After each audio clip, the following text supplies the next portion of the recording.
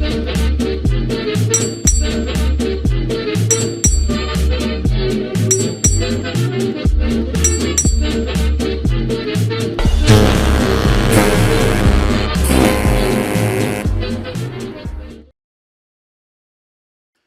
everybody and welcome to the Drydock episode 382. It is of course the end of the month and therefore it is time for the Patreon Drydock.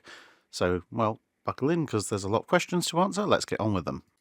Brian Stevens and Marlin Stout ask variations on the same question, which is essentially what sort of celebrations of holidays did navies have in the Age of Sail? Or particularly how would Christmas be celebrated by the crews of warships throughout the years? And were there cases in any period where ships at war would decline to fight one another on Christmas Day?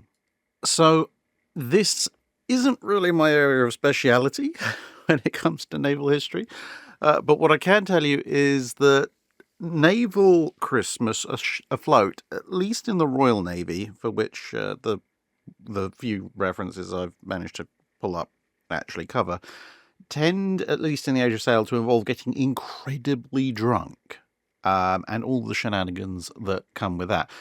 Also, shades of old medieval ceremonies. So there was, I can't remember exactly when in the year it was, but there used to be a kind of a special day. Maybe it was leap year every 4 years, I don't know. But basically, in the medieval times, there was some kind of event wherein everything was turned upside down. So, you know, the peasants, the servants would be the masters and the nobles would be the servants, etc., etc. Obviously, somewhat mitigated by the fact that everybody knew that the social order would be back the same way it was before the next day, so you didn't want to push your luck too far. But similarly, on naval ships around at Christmas time, there's certainly a tradition in the Royal Navy of, you know, the captain and the officers helping out with some of the lowest level work, and even in some cases serving the crew, and so that there's that same kind of social order inversion going on. Obviously, as communications ashore became more reliable, mail services, etc., things start to trend more closely towards however the culture is celebrating Christmas ashore at that particular time, but I suspect copious amounts of alcohol are still involved. Also, sailors have the propensity to do completely random things, and Christmas is a good excuse to do so, as you can see here, because you might think this photo is completely unrelated, but this is actually interwar Royal Marines doing a Christmas play dressed as robots. Because, well, if you've met a Royal Marine, this isn't exactly surprising. In fact, this is probably pretty tame for what the Royal Marines would get up to in the early 20th century at Christmas time. And, of course, exactly how all this would be commemorated varied quite considerably depending on circumstances and depending on what was going on in general in the social hierarchies back at home. Because, obviously, in the Age of Sail, more alcohol and maybe some special food would be about the extent of what you could expect differently, other than maybe the ship's chaplain giving you all a sermon. Whereas, obviously, in the Age of Steam and Steel, when you've got refrigeration and everything on board, you can prepare a lot more stuff and keep it around ready for your Christmas Day celebrations. And what I mean by things like the social orders, obviously, during, say, the British Commonwealth period, when the Puritans are in charge, there just wouldn't be a Christmas celebration because Cromwell banned Christmas. Conversely, at exactly the same time, if a Spanish warship was sailing around, there would be an awful lot of Christmas celebration going on, particularly obviously centered around religious services. Same thing for the French at that point, for that matter. Now, as far as ships refusing to fight each other on Christmas Day, I'm not aware of any specific references to two ships coming to a point where they could come to blows and then going, actually, you know what, it's Christmas, see you tomorrow. And there are, in fact, a number of battles that were fought on Christmas Day, so, you know, duty overcame the holiday spirit in, it seems, most cases. Although I suspect that in the event that during wartime somebody gave into the more peacetime-style Christmas traditions in the Age of Sail and most of the crew was completely flat-out drunk, then there may be a case of spotting a ship and just not being able or not being bothered to, chase it down and fight it on Christmas Day, mostly because the crew physically couldn't. But of course, that's not going to be recorded in the logs. It'll be, we sighted a strange sail, and yes, of course, we followed it, but, well, we never caught up to it until the 26th or the 27th. GFDX asks, I recently read a book about Operation Pedestal. Given that Malta would probably have surrendered if the convoy, primarily the oil, didn't get through, and the Ohio only narrowly made it into harbour still afloat, sort of, if things had gone only slightly worse and Ohio did sink and Malta did surrender, how would this impact Allied strategy with El Alamein and Torch, and later even the invasion of Sicily and the rest of Italy?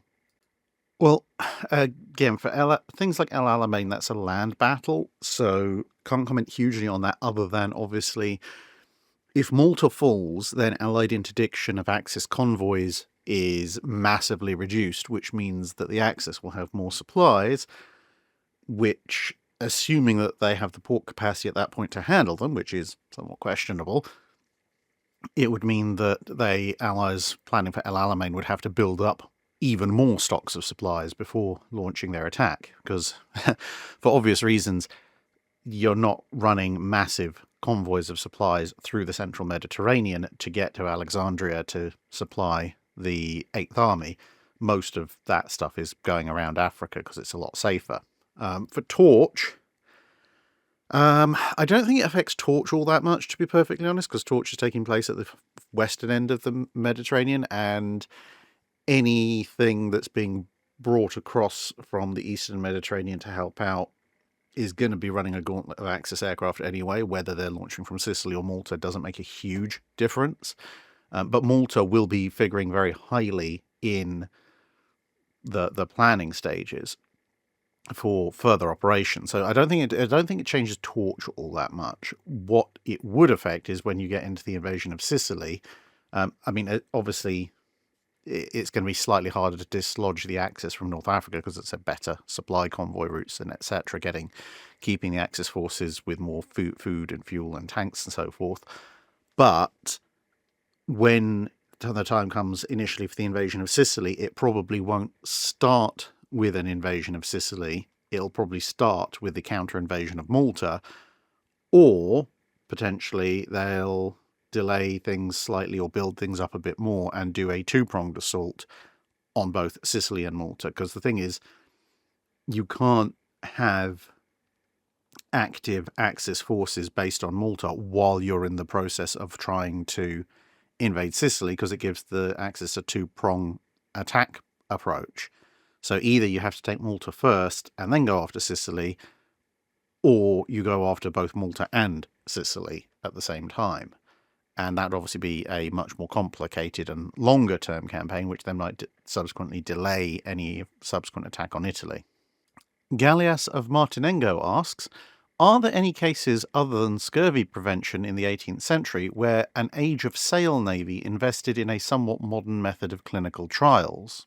Well, again, the sort of human sociology aspect of naval history is not my strong suit, but as far as I am aware, and feel free to correct me in the comments if I've missed something, but as far as I'm aware, the navies in the age of sail, certainly, really weren't that interested in systematic medical testing for cures and stuff beyond the stuff that affected them most obviously and most specifically to them, which basically amounts to things like scurvy.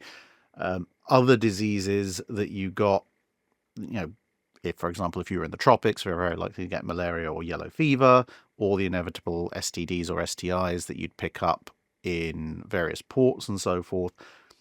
While the Navy was interested in figuring out how to counter them, because obviously it affected the fighting capabilities of their ships, both of those types of diseases are things that were endemic to those areas, whether those be ports and the associated brothels or just the tropics.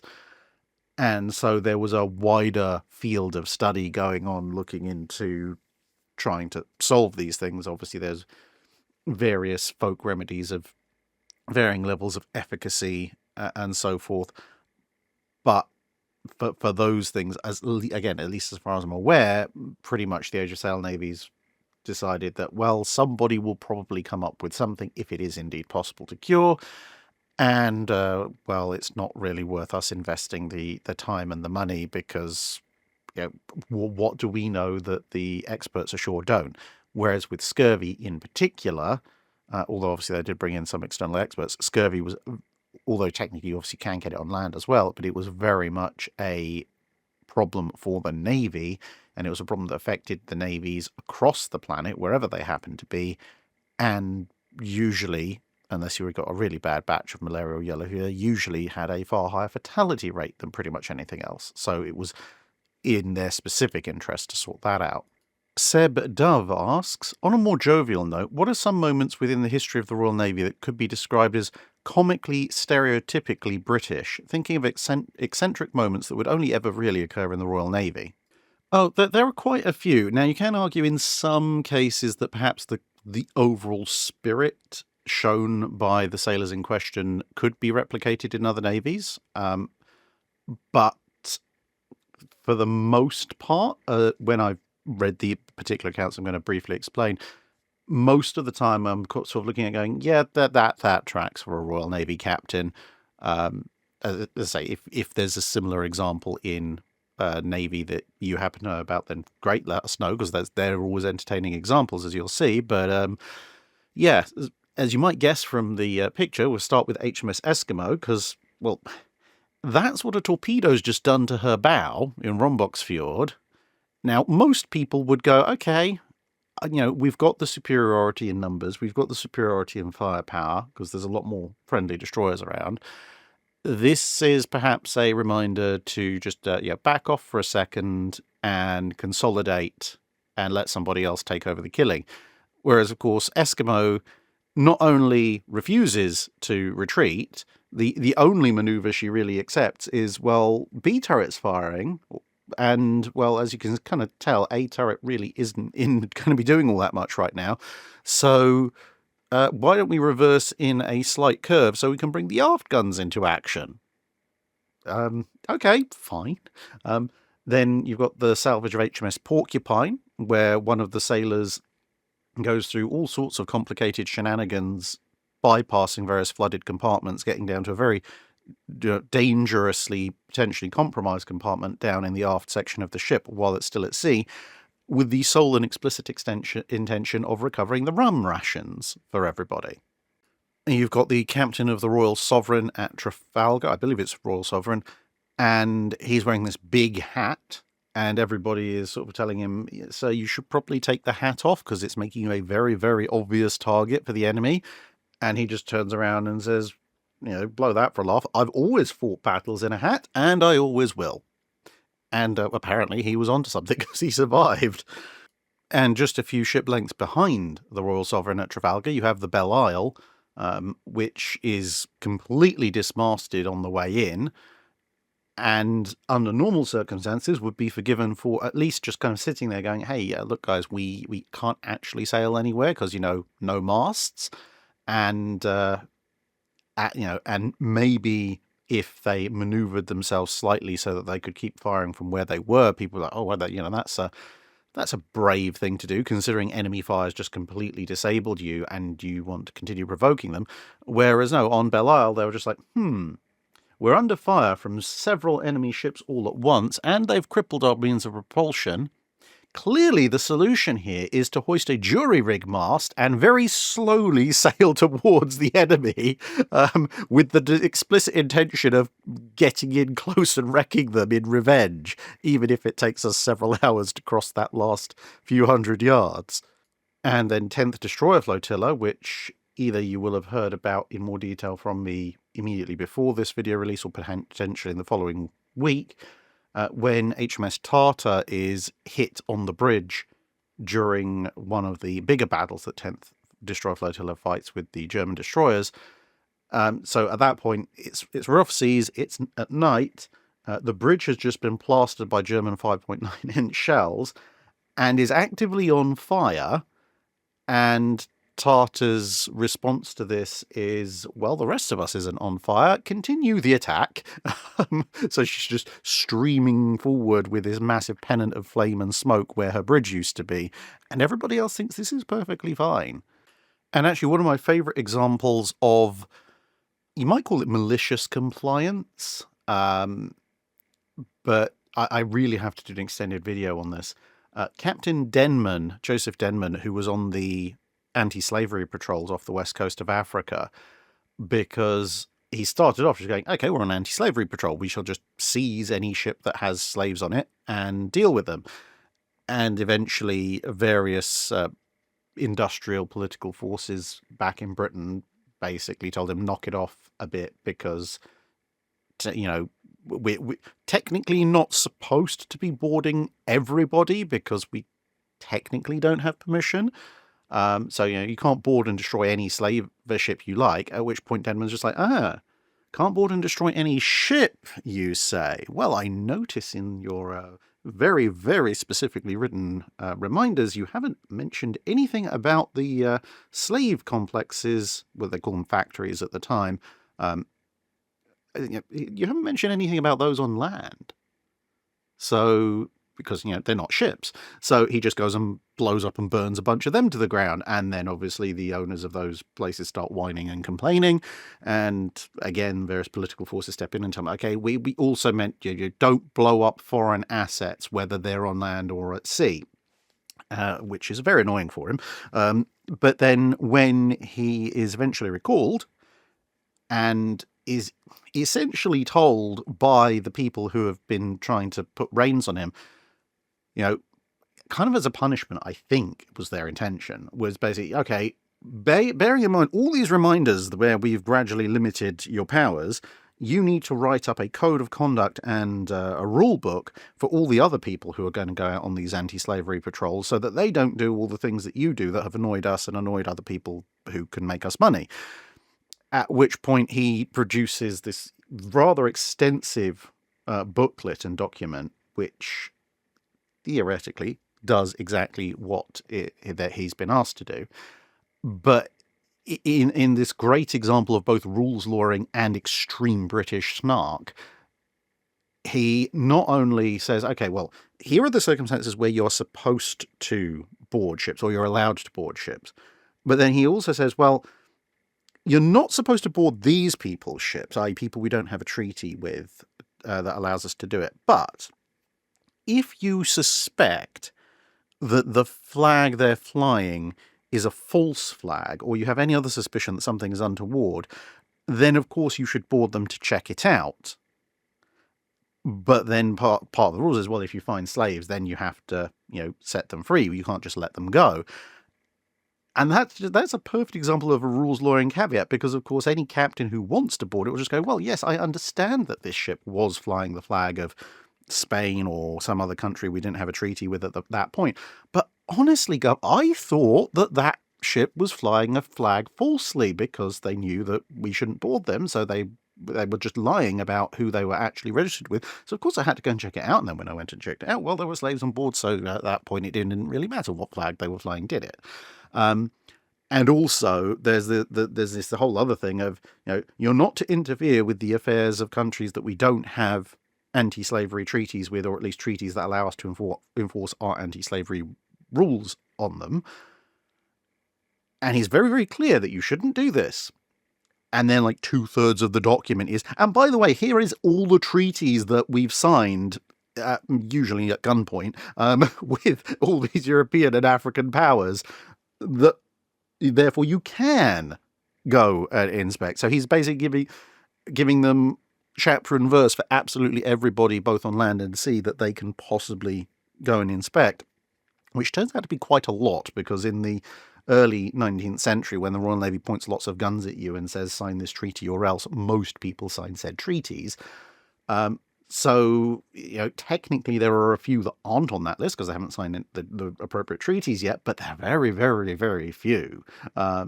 So he has essentially been paid by the people who don't want him to be interrupting the slave trade to produce a document that gives you almost, not quite, but almost unlimited rights to interrupt the slave trade, as long as you rules lawyer like an absolute beast, which most of the captains who went on to the anti-slavery patrols were very, very willing to do.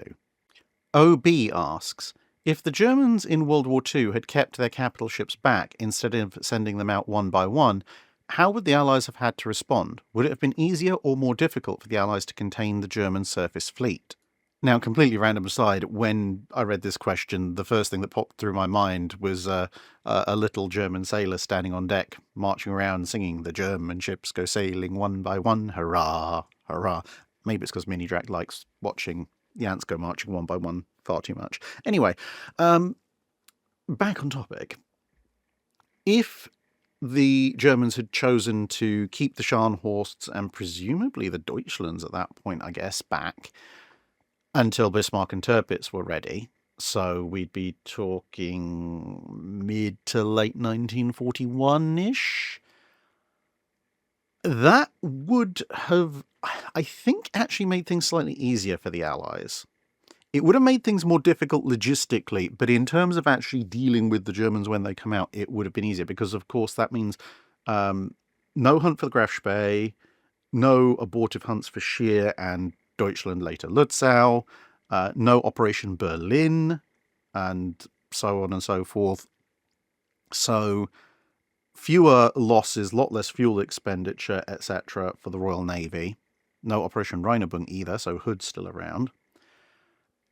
So in that sense, it makes things easier, because if it's clear that the Germans are just holding up their surface forces, it vastly decomplicates the Atlantic convoy escort situation. But it also makes things more difficult, because if you have that significant concentration of force, and I mean, heck, at that point, let's throw in Hipper and Prince Eugen, because Blucher is still going to get killed in Oslo Fjord.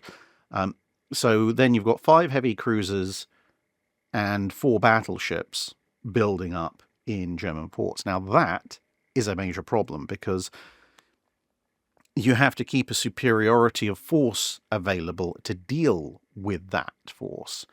And that means that, typically speaking, you're going to want at least 50%, ideally 100% more forces available to you, because, of course, the Germans can choose to sail whenever they want, which presumably will be when everybody is operational, whereas the British forces, they have to sail when the Germans sail, and ships might be in refit, repair, not in most brilliant of conditions, and so on and so forth. And that means the British are going to have probably at least 2 cruiser squadrons made up of heavy cruisers ready to go, because, okay, they might have some additional ships, some town class or whatever, floating around, as well as destroyers, so light cruisers and destroyers. But in terms of direct opposition to the Deutschlands and the Hippers, you're going to want at least 2 squadrons of counties, so 2 units of 4, because that gives you 8 ships versus 5. You can argue county versus Deutschland or whatever, but a 3-ship superiority would be quite nice. And even if it is somewhat less, because let's say 1 or 2 are in refit, you still theoretically have 1 or 2 ship advantage, plus there'll be ships out on patrol, plus you'll have your light forces. So that would be a comfortable margin of superiority to deal with the non-capital units, but it does mean at that point you're probably going to have to keep, as I said, 2 squadrons of heavy cruisers, probably at least a squadron of light cruisers, a couple of flotillas of destroyers, plus whoever is out on patrol at any given time in the home fleet. And that's quite a large force commitment. And then for dealing with the capital ships, the 2 Scharnhorsts and the 2 Bismarcks, the Royal Navy is really in a bit of a pickle there, because initially, at the start of the war, you're going to have Scharnhorst and Gneisenau. Now, that's not necessarily too difficult, as long as you can keep everybody in mechanically good condition, because you can have Renown, Repulse, and Hood. So that's 3v2. And now, of course, again, you can debate the merits and demerits of a Renown-class battlecruiser versus a Scharnhorst class, but then I can just point to the action of Lofoten. So let's just say Renown, Repulse, Hood, to get all acting together as a 3v2. Yeah, fine, you can deal with Scharnhorst.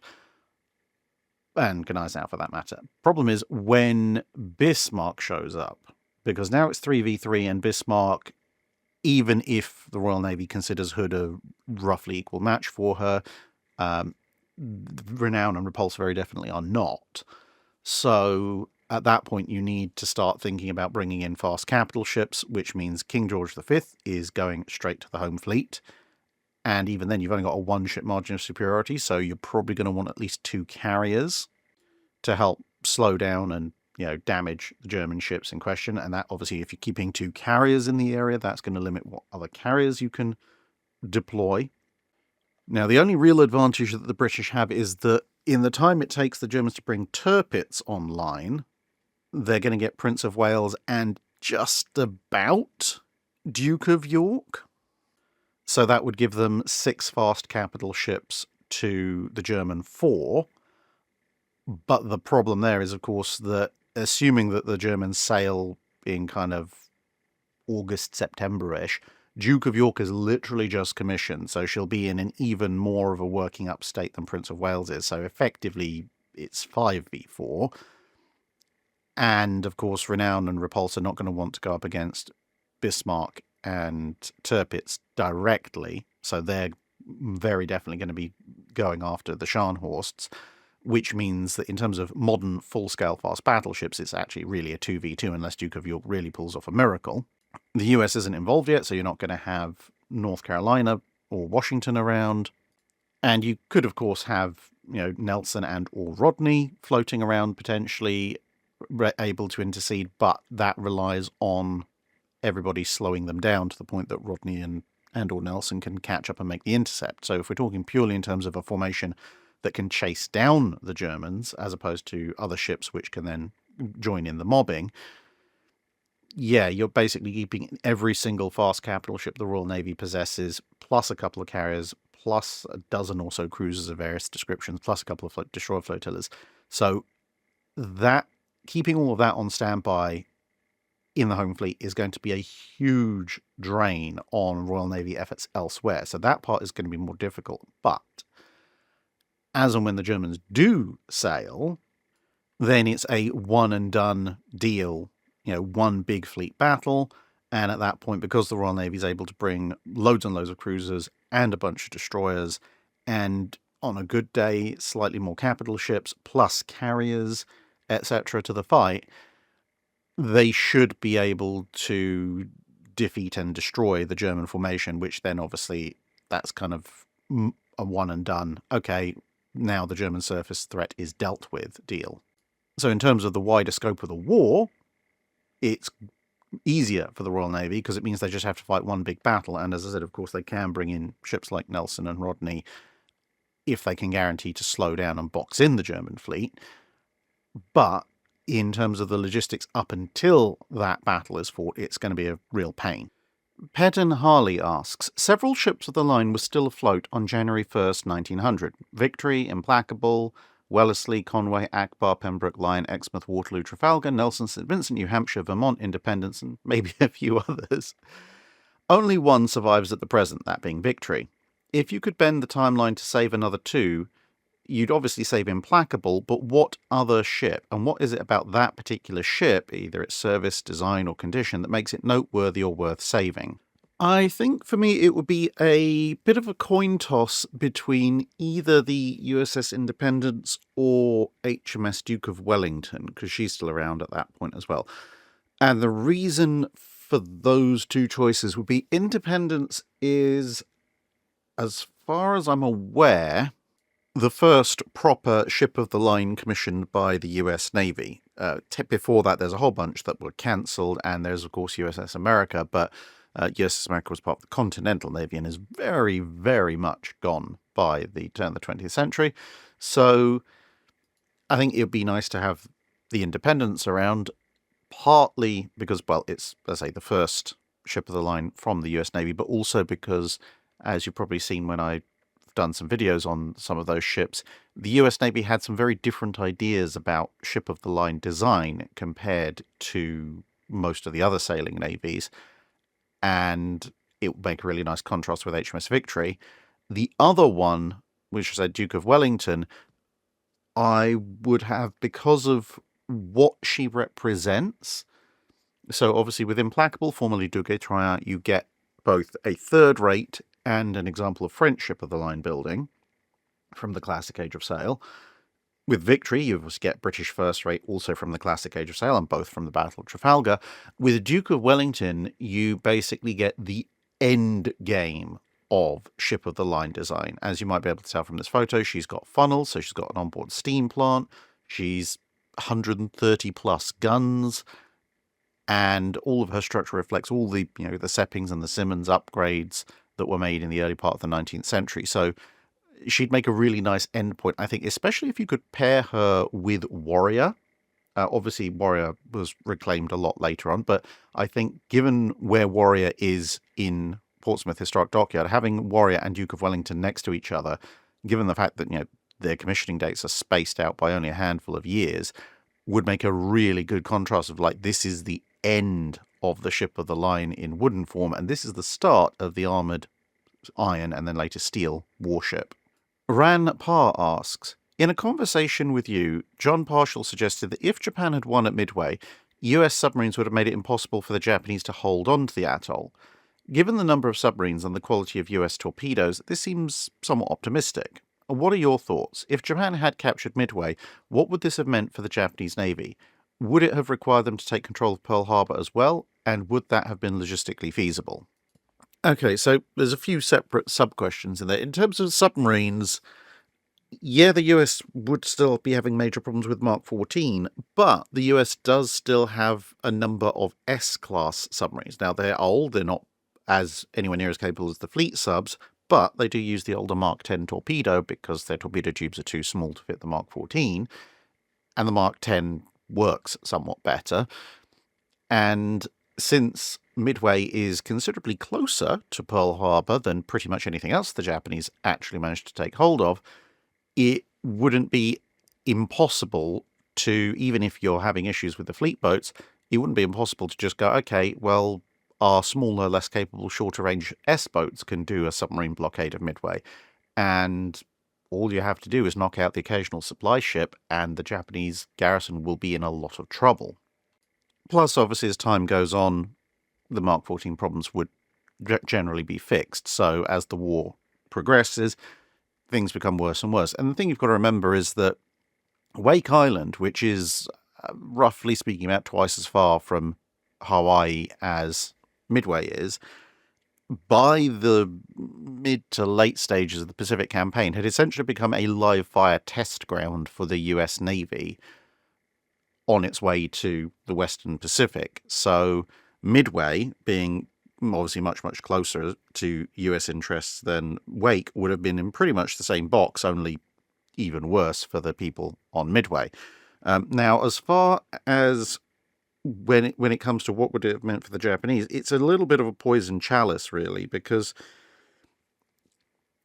in theory, yes, you've now got a forward operational base pretty close to Pearl Harbor, but with the range of Japanese submarines, if you want to go after Pearl Harbor, you don't need Midway. But there's one thing about Midway that, really isn't a thing with Wake, which is that, especially if you're using B-24s, Midway is in bomber range of Pearl Harbor. Now, granted, there are some Japanese aircraft that could base themselves at Midway and fly over to bomb Pearl Harbor, but Hawaii is a considerably larger island and has radar and air defenses. Midway is a very small island. Early in the war, the Japanese don't have radar for air defense purposes, and the US has a lot of bombers. So I suspect that regardless of what would have happened with the submarines, someone would have moved 3, 4, 5 squadrons of B-24s to Hawaii and essentially just round the clock bombed Midway into submission until either the Japanese left or there just weren't any Japanese left on the island. Or islands, I suppose. In terms of would it have required the Japanese to take control of Pearl Harbor and could they have done it? Well, for the reasons I just outlined, if the Japanese were going to try and hold Midway long term, they would have to do something about Hawaii. But they don't really have the capability to go and take Pearl Harbor. Theoretically, you could use Midway as a logistics point stop-off, and obviously there are 2 islands on Midway, but while you could use Midway as a logistics stop-off, that involves you having to actually build up the logistics there, and as I said, the US would be bombing you constantly, so that would be fairly unlikely. Plus, on paper, Japan has the amphibious capabilities, and if they're holding Midway, a chain of islands whereby they could base logistics for refueling and support and so forth. But that's all on paper. In practice, obviously, a huge amount of the Japanese amphibious capability is tied up in the Southeast Asian campaign. A huge amount of the Japanese army is tied up in China for pretty much the entire war, so only a fraction of the on-paper Japanese capability could be brought to bear. And it's one thing to raid Pearl Harbor with carrier aircraft, it's quite another to get in a knockdown, drag-out land campaign there, especially with all the defences that Pearl Harbor has. Bajaki Hilmarson asks, is there a reason you don't include measurements in metric? It's very hard for us metric people to visualise or understand imperial. I think there's 3 parts to that answer. Firstly, there's the fact that, at least in the English language literature, the imperial measurement is the kind of the default, because the majority of warships built during the period that the channel covers were built using imperial measurements, and therefore everything is recorded in imperial measurements, and so it's easier to standardize on that set of measurements rather than metric. The second factor is that if I'm doing a 5-minute guide or something like that, I'm having to tabulate usually a fair amount of armament, torpedoes, potentially, depending on the ship type, but certainly at least main guns, usually some kind of secondary, plus anti-aircraft or tertiary guns, and there can be multiples of each of those, except for usually the main batteries for obvious reasons. And if I'm doing a 5-minute guide to go, okay, well, you've got a 5-inch or 127mm gun and a 16-inch and so on and so on and so forth, that actually takes up a fair bit of time in the average 5-minute guide, or it would add a fair bit of time, and it might not sound like a huge amount, but it would take maybe 30 seconds to a minute of additional explanation when you've got a ship with quite a lot of different weapons on board, and that would suddenly turn a 5-minute guide into sort of about 1/3 just describing the armament, let alone when you're talking about, if the length or the displacement, etc., etc., etc. So for the 5-minute guides, it's just a case of, linked with the first factor, most of the measurements are in imperial, and therefore it's easier to just rattle off all the relevant measurements in imperial, and it creates continuity across the board. However, I would say that once you get to the Wednesday videos, when you're looking at things in a little bit more depth, I think that at that point, then I'm more flexible. My default is still to go to imperial, because yes, although Britain theoretically is metric, we're kind of hybrid, and as I was growing up, I generally, at least for larger measurements, preferred imperial. But if I'm discussing, let's say, a German ship in a Wednesday or a Friday video, I will usually use the metric measurements, because that's what the Germans were using at the time, and at that point then imperial takes a backseat, and so I'll be saying, oh well, 150mm gun, which happens to be a 5.9-inch. Same thing for the French for the most part. If you're talking about the Dunkirks or the Richelieus in a long video, then I would use metric with reference to imperial to create the continuity. Now, if people would prefer that in the Wednesday videos, regardless of who I'm discussing, whether it be American, Japanese, British, Italian, German, French, etc., etc., etc., if you'd prefer that I always double up on the measurements to include imperial and metric, then let me know in the comments below, and I can look into trying to remember to do that. But that's where it is at the moment, and why. ACC asks, in general, do you think captaining a small ship or being the XO of a large ship better prepares officers to captain a large ship? Which set of experience gains is historically more critical, if such a thing can be measured? I think it depends very much on the time period, but also on the expectations of the individual navy. Because in the Age of Sail, for example, at least in navies that had the full gamut from first rates down to unrated, it seems that officers being put in command of larger ships tended to be selected from both the captains of smaller ships, frigates, for example, and XOs of larger vessels, but it tended to be based more on a kind of a temperament thing. So if someone was known to be quite aggressive, quite innovative, etc., they tended to end up being put in command of frigates. And if the officer was good, reliable, and dependable, then, but perhaps relatively unimaginative, liked to follow orders rather than come up with new ones, you tend to find them as the first lieutenant or similar rank on a ship of the line. Now, that's not necessarily a hard and fast rule. Some frigate captains did get moved to being XOs or flag captains on ships of the line for various reasons, and you did occasionally have some unimaginative frigate commanders, but that does seem to have been at least the general rule.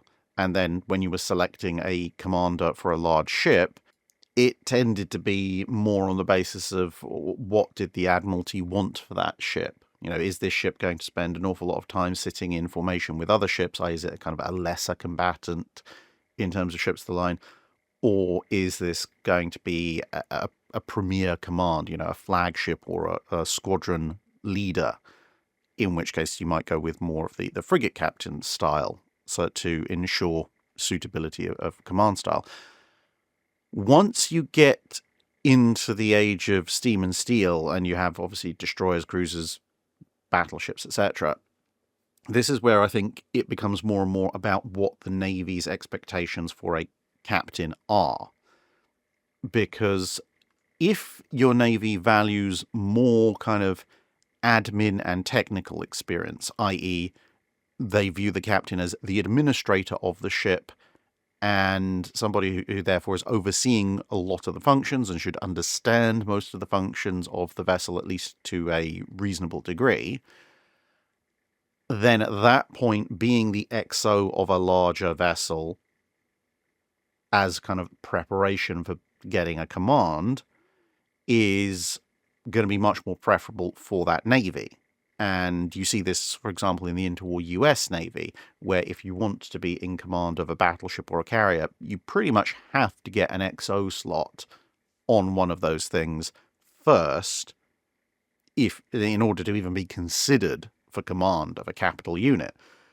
Whereas if the Navy views the captain as more of a tactician to fight the ship and a leader, you know, to inspire the men and so forth, and doesn't necessarily expect them to know the intricacies of the ship they're commanding like the back of their hand, then they're more likely to draw it on people who have command experience, i.e., yes, they may have only commanded a light cruiser or a destroyer or something like that, but they know how to lead, and therefore they are now placed in command of a large ship.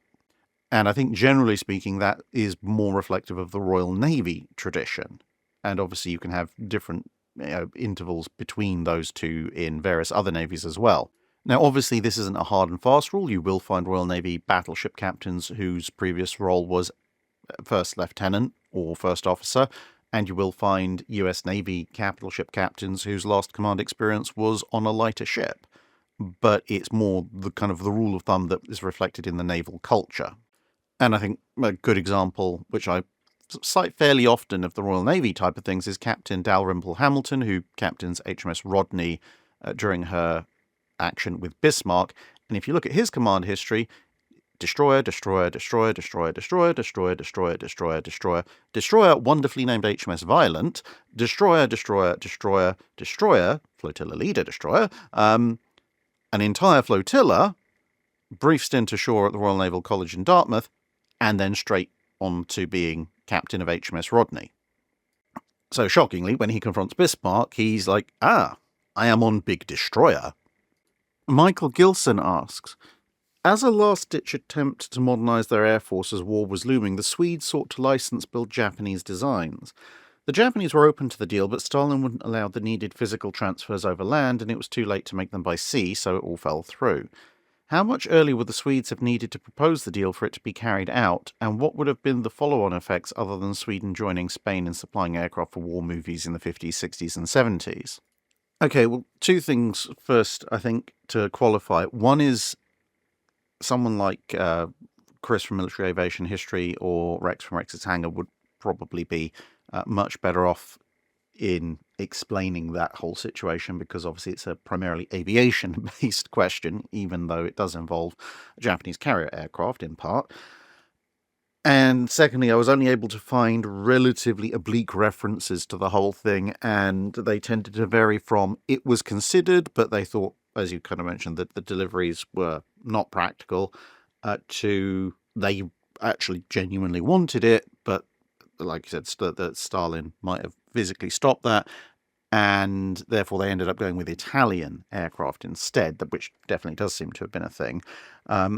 So, obviously, with the caveat that exactly how far down the line of procurement they went before they decided not to, I don't know. In terms of how much earlier would the Swedes have needed to propose the deal for it to be carried out? Well, it depends. If you're talking about general Japanese aircraft acquisition, obviously you can go back a fair distance to the point where seaborne trade is possible, so pre-World War II. Getting stuff overland is going to be a lot more difficult because while technically speaking the Soviet Union and Japan were neutral to each other during the majority of the Second World War, they had, of course, had a whole bunch of clashes before the war, and therefore relations between the Soviet Union and Japan were really not that good. And if you want to look at what the Japanese and Swedish particularly, at least apparently, seem to have discussed, which was purchasing copies of the A6M, I don't think there's actually really a scenario where that could be made to work, mostly because of the introduction date of the A6M post-dates the outbreak of World War II in Europe.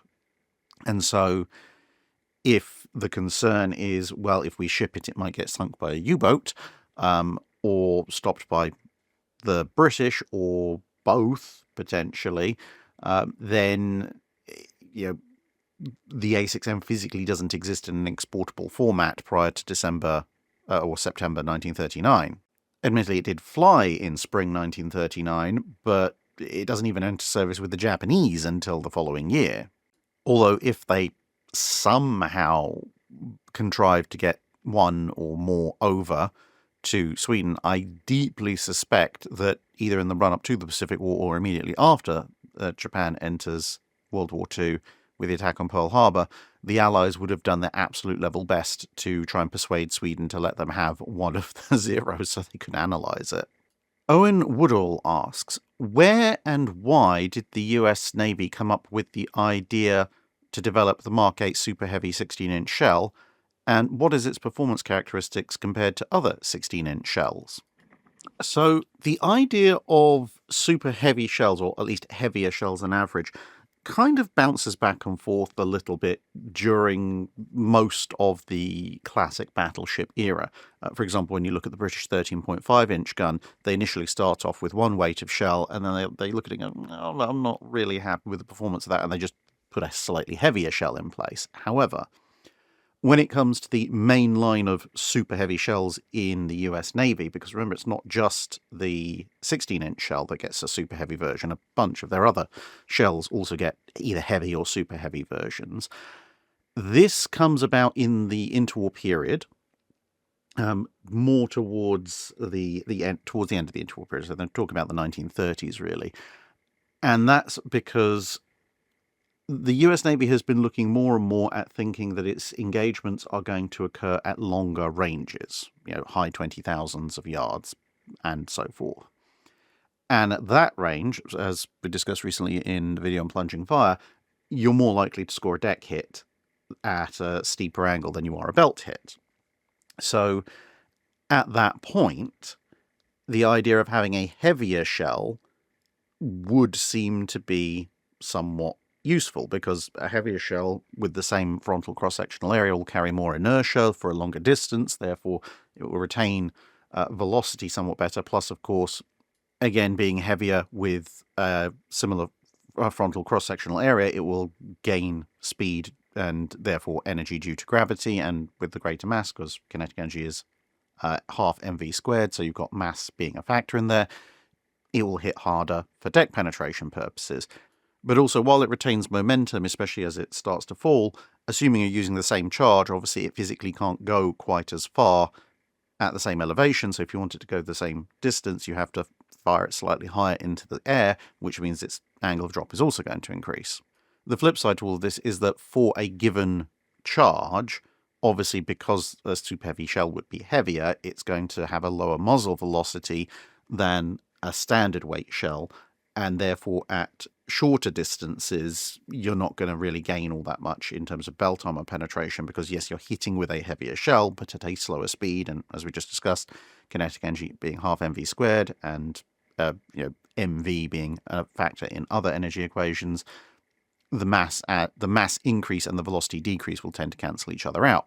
So the super heavy shell is more of an advantage for long range plunging fire style fighting, but you've got a physical limit on the width of the shell. It has to fit down the barrel of the gun, and you can't really make the front end of the shell stubbier, because then you lose armor penetration shape, and no one seems to have considered using really heavy metals like tungsten or something. So you're basically talking about the density of steel. So the only way that you're going to get the shell to weigh more is to make it longer, because then, well, it has more volume, and that means extending it out the back. The problem that has is that obviously when a shell impacts, if we go to one of the videos I've done on shell penetration, when the shell impacts, unless it impacts at an absolute 90-degree perpendicular angle, which of course it's never going to do in practical circumstances, you're going to have a horizontal force acting on it, which is going to try and twist it offline and exert stress and shear. Now, of course, it's also going to be normalized by hitting the armored surface, but at the back end you are going to have this force that's trying to pull it away. And a longer shell, thanks to the law of moments, that force is going to be greater, therefore there's a greater chance of the shell breaking up. So what it's coupled with is advances in metallurgy that mean that the shells can be made stronger along their length, which makes them less likely to break up. And therefore now a super heavy shell is viable. There's a call for it because of long-range fire, and of course with the treaty limitations on gun caliber, it's worth making your existing caliber of shells more lethal rather than the old approach, which would have been, oh yeah, we want a heavier shell, we'll just build a bigger gun, because the treaty said you couldn't do that. Elite Corsair asks, I've heard that the first use of cannons in a European land war was during the 100 Years' War. When was the first recorded use of cannon in battle for a European warship, and when did cannons become the de facto main armament for European navies? So the answer to this can be a little bit complicated, because what exactly are we defining as a cannon on board a warship for naval purposes?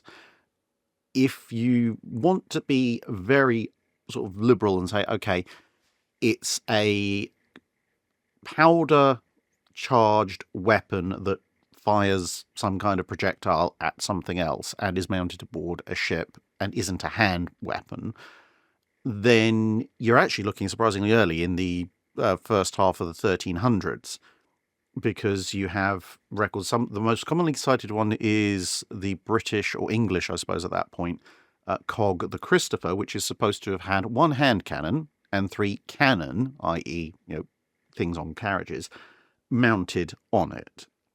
But it's very unclear when they say cannon. Are we talking about a ship smasher cannon, or are we talking about an anti-personnel cannon that's just too big to carry around for one person?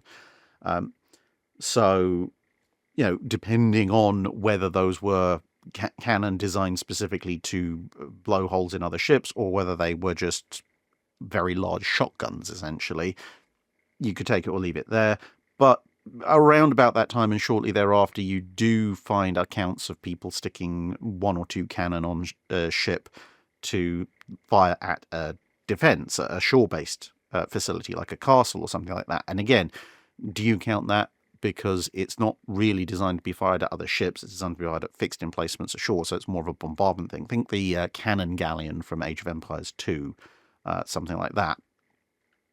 But then, as you move on, you start to see in the 1400s the installation of cannon as specifically and definitively these are large anti-shipping weapons designed for mainly the purposes of shooting at enemy warships. The Venetians start putting them in their galleys. Again, all of this at this point has been bow-mounted because that's the part of the ship that can support it. But also you have Prince Henry the Navigator in Portugal, and he's reputed to have made some of the earliest advances in allowing broadside fire. Because one of the big problems in all those earlier ships was, well, if you put a big heavy cannon on the broadside, one, gun ports weren't really so much of a thing, so they'd have to go up high, which could have stability issues. But secondly, even if you did have a gun port, the cannon would probably just fall through the deck because the deck wasn't designed to support their weight. So one of the things that Henry the Navigator is credited by some is strengthening the decks to allow the fitting of broadside guns. But whatever the case, while cannon in some form are found with increasing regularity in European ships in the 1300s, 1400s, etc., obviously then into the 1500s, even by the time of the Spanish Armada, while prolonged gunfights have been known to occur, cannon are still a subsidiary armament for the most part. Yes, they're more likely to damage and kill people, but the ultimate objective of large warships at that point is generally still smash up the enemy to reduce their capabilities, then board them. Even when you get something like the Battle of Lepanto and the galleasses, they are breaking up enemy galleys with gunfire, but they still have very large numbers of troops on board, and the cannon are still there as not quite completely subsidiary, but still somewhat subsidiary to the idea of fighting people hand-to-hand, and that's what most of Lepanto breaks down to. And it's only really at the very end of the 1500s going into the 1600s, with in part the experience of the Spanish Armada in mind, that you start to see people gradually transitioning from kind of fire 1 or 2 broadsides then board to actually we might be able to win the entire fight purely with gunfire, although of course boarding actions still remain quite the feature of the Age of Sail. Lieutenant William Bush asks, many British World War II ships were designed with very little margin for wartime additions, much less post-war service. The reason usually given is resource constraints, which is understandable, especially in the early war years. But it's also been stated, notably in a review by Dr. Norman Friedman in the March 2023 issue of Warship International, that the Royal Navy could not man all the ships and craft that Britain could build. As an example, HMS Liverpool, a member of the Excellent Town class, was repaired in July 1943, but adequate numbers of personnel were not available until late 1945. Would the Royal Navy have been significantly better off in the latter part of World War II and the post-war years if, from, say, January 42 onward, it had built slightly fewer ships, but with more margin for future upgrades? And was this to at least some extent evident at the time? It's not just resource constraints, to be honest. It's partly a legacy of the treaty system and partly also how World War II shaped out for the British, because the treaty system, generally speaking, was capping overall tonnage of ships that you could have. Therefore, Britain, with very large numbers of commitments in lots of different places, initially, with things like the Arethusas and the Leanders, you can see the Leander here, they were trying to get as many ships as possible for the tonnage, and the only allowance they were making that wasn't that was in battleships, because there wasn't a lot of point in building a 25 to 30,000 ton battleship against a 35,000 tonner. But for cruisers, carriers, and even destroyers, the British were taking an approach of, well, if we build a slightly smaller vessel, we can then have more of them and thus cover our commitments. It still wasn't anywhere near enough to actually cover all the commitments the Empire needed, And eventually you do see them going, stuff this, we're building full 10,000 tonners with things like the Towns and, max displacement stuff like the Tribals. But that's very late in the game. Now, the reason why, so that's why they're building the smaller ships. But that then means that when it comes to wartime additions, you have what different navies is called different things. In the Royal Navy, it's called board margin, which is essentially an allowance for additional weight beyond what it's been designed for. And in theory, at least, you can put that amount of additional weight on before you start having to sacrifice other things or run into stability problems. The problem is that board margin, or again, whatever you call it in various navies, is set as usually a percentage of displacement. And you can probably see where this is going, because if you have a smaller ship, let's say, for example, you set the board margin at 5%. That's not actually an actual board margin, but let's say you did. If you have a 7,000 ton cruiser, your board margin is going to be 350 tons. If you have a 10,000 ton cruiser, your board margin is going to be 500 tons. That's 150 tons more weight. That's quite a bit. And then, you get into the manpower issue. And again, that does require a little bit of explaining, because it's not strictly speaking that Britain doesn't have the manpower to crew the Royal Navy. It's a matter of priorities, because in World War II, Britain has the Navy to man, yes, but it also has a very large Air Force to man. It's got a whole strategic bombing campaign going on, and it's got a very large army to man. And this historically has always been Britain's weakness. The World War I and World War II, as far as Britain is concerned, are very much aberrations in how Britain fights wars. Because World War I and World War II, you see what is for Britain as a population, proportionally a huge amount of men put into the army. And this kind of bleeds over to a certain extent even in the Cold War. Whereas before that, Britain had relied on, relatively speaking, a small army and a very large navy. But if you start trying to do a very large army as well, armies are a lot more manpower intensive than navies are, and then you have manpower shortages. So, for example, in the Napoleonic Wars, where Britain is obviously fighting all over the world, even though the army is much more manpower intensive, the army is only about 50% larger than the navy in terms of all-up personnel. Whereas by the end of World War II, even if you use conservative estimates for British Army size and very optimistic estimates for Royal Navy size, the Army is 360% larger than the Navy. And of course, the Air Force is absorbing a certain amount of men as well, which, the Air Force isn't around in the Napoleonic Wars for obvious reasons. Because I think people sometimes forget that the British Army isn't just fighting in Northern Europe, it's also fighting in the desert. It's then also fighting in Italy once the desert campaign is done, and it's also fighting a massive land war in Asia. People very often think, oh yes, the Pacific Theater, that's purely an American thing.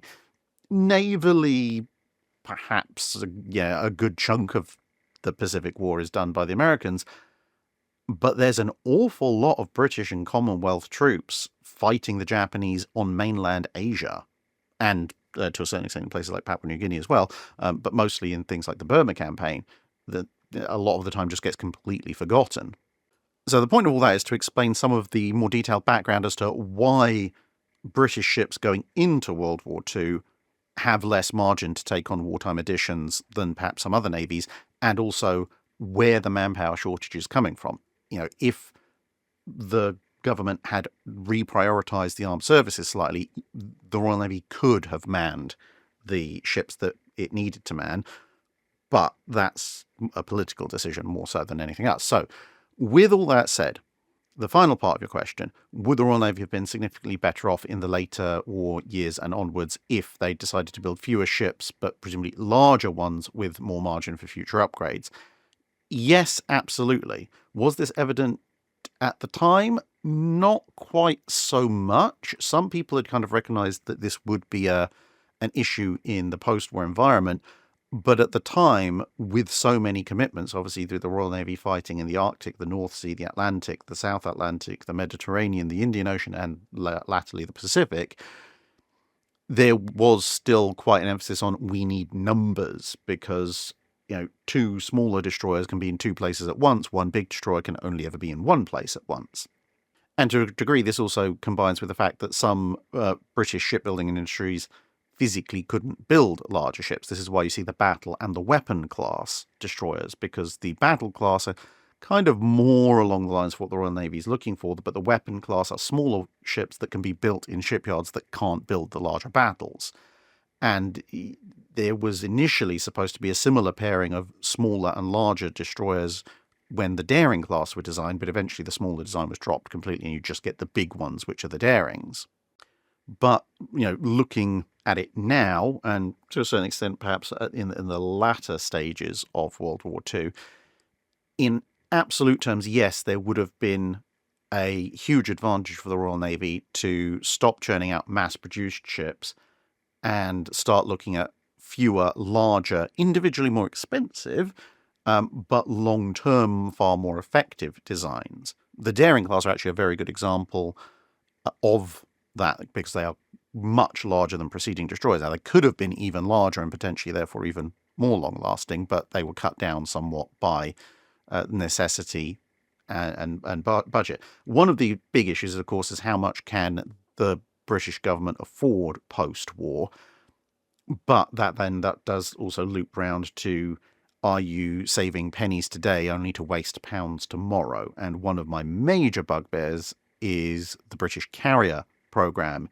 in the late war and post-war period, because the Royal Navy, if you look from 1945 to about 1955, it ends up operating 24 or so carriers of at least 7 different classes, most of which are completely to marginally inadequate for the roles of a carrier in the post-World War II environment, through a variety of reasons, size, age, and height of hangar deck, as well as, to a certain degree, battle damage.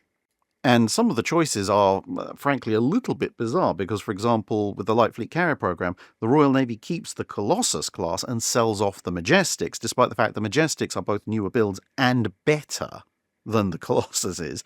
You'd actually be, from a long-term perspective, you'd be much better off keeping the Majestics and selling off the Colossuses as very slightly used.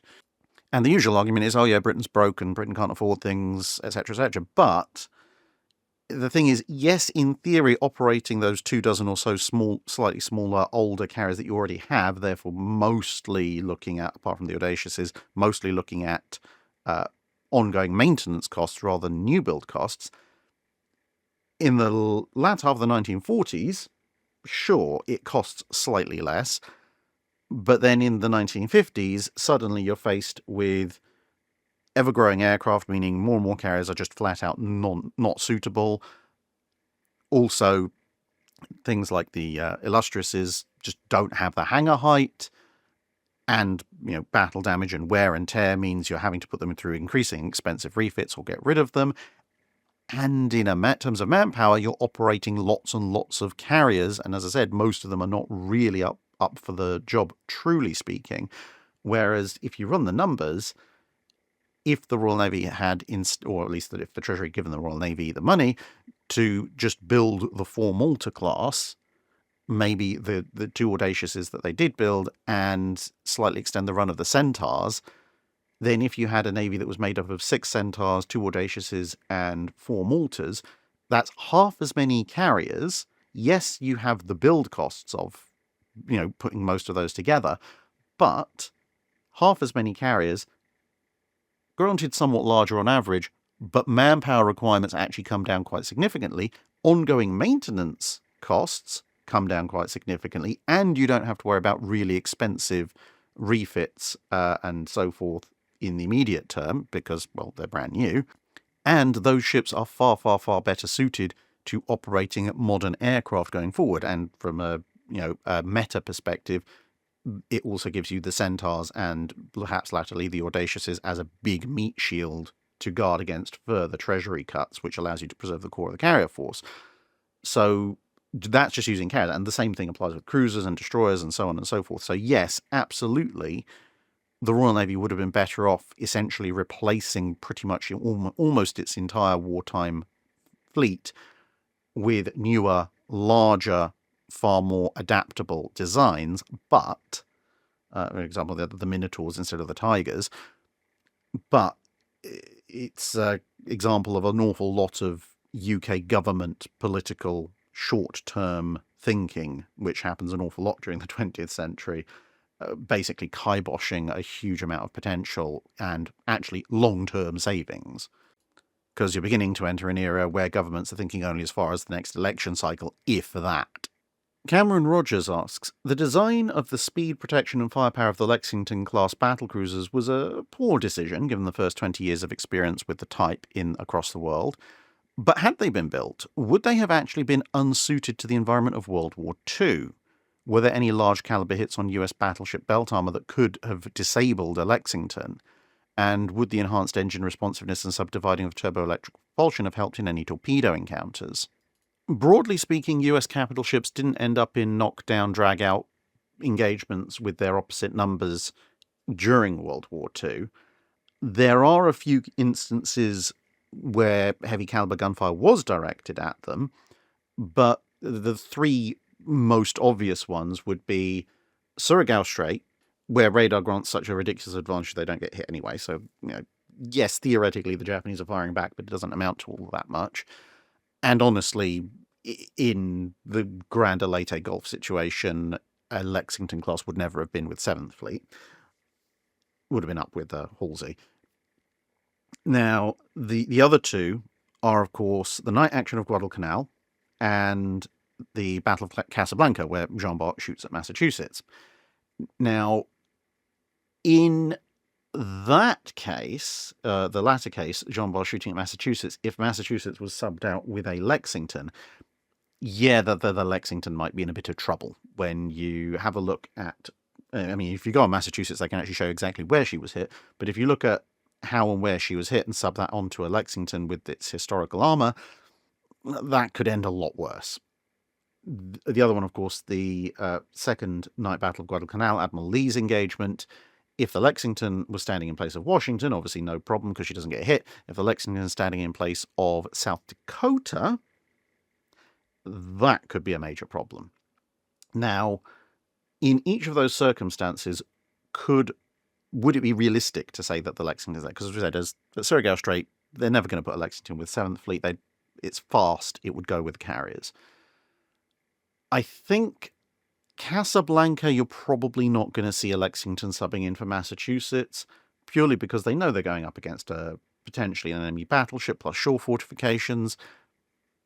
South Dakota's available. That's got much better protection. Therefore, that's the thing that's going to be sent, rather than a fairly thin-skinned battlecruiser. Guadalcanal, however, that could be a bit of an issue, because South Dakota was still pretty new at that point, obviously still having working up issues.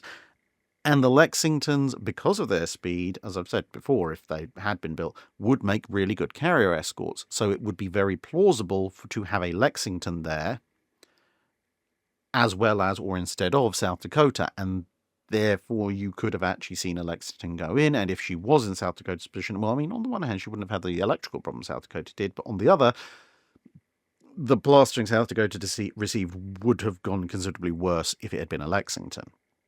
So that would probably be the single biggest point where you'd go, I'm not so sure this is a good idea.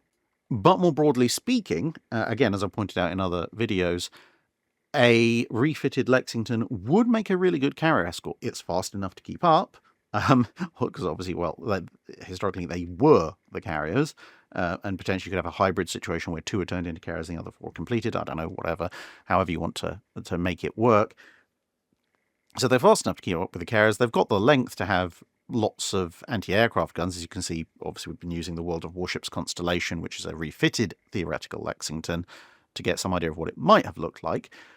The one big caveat I would put is that a Lexington as a battlecruiser in World War II would absolutely need a Congo-style refit modernization in the 1930s, nothing half-baked, because, yeah, while most circumstances the belt armor is not going to matter too much, the deck armor is pretty darn thin. And bombs would be a major threat and a major problem if they do actually hit. You really would need a substantial deck armor upgrade, and that requires a fairly hefty modernization to pull off.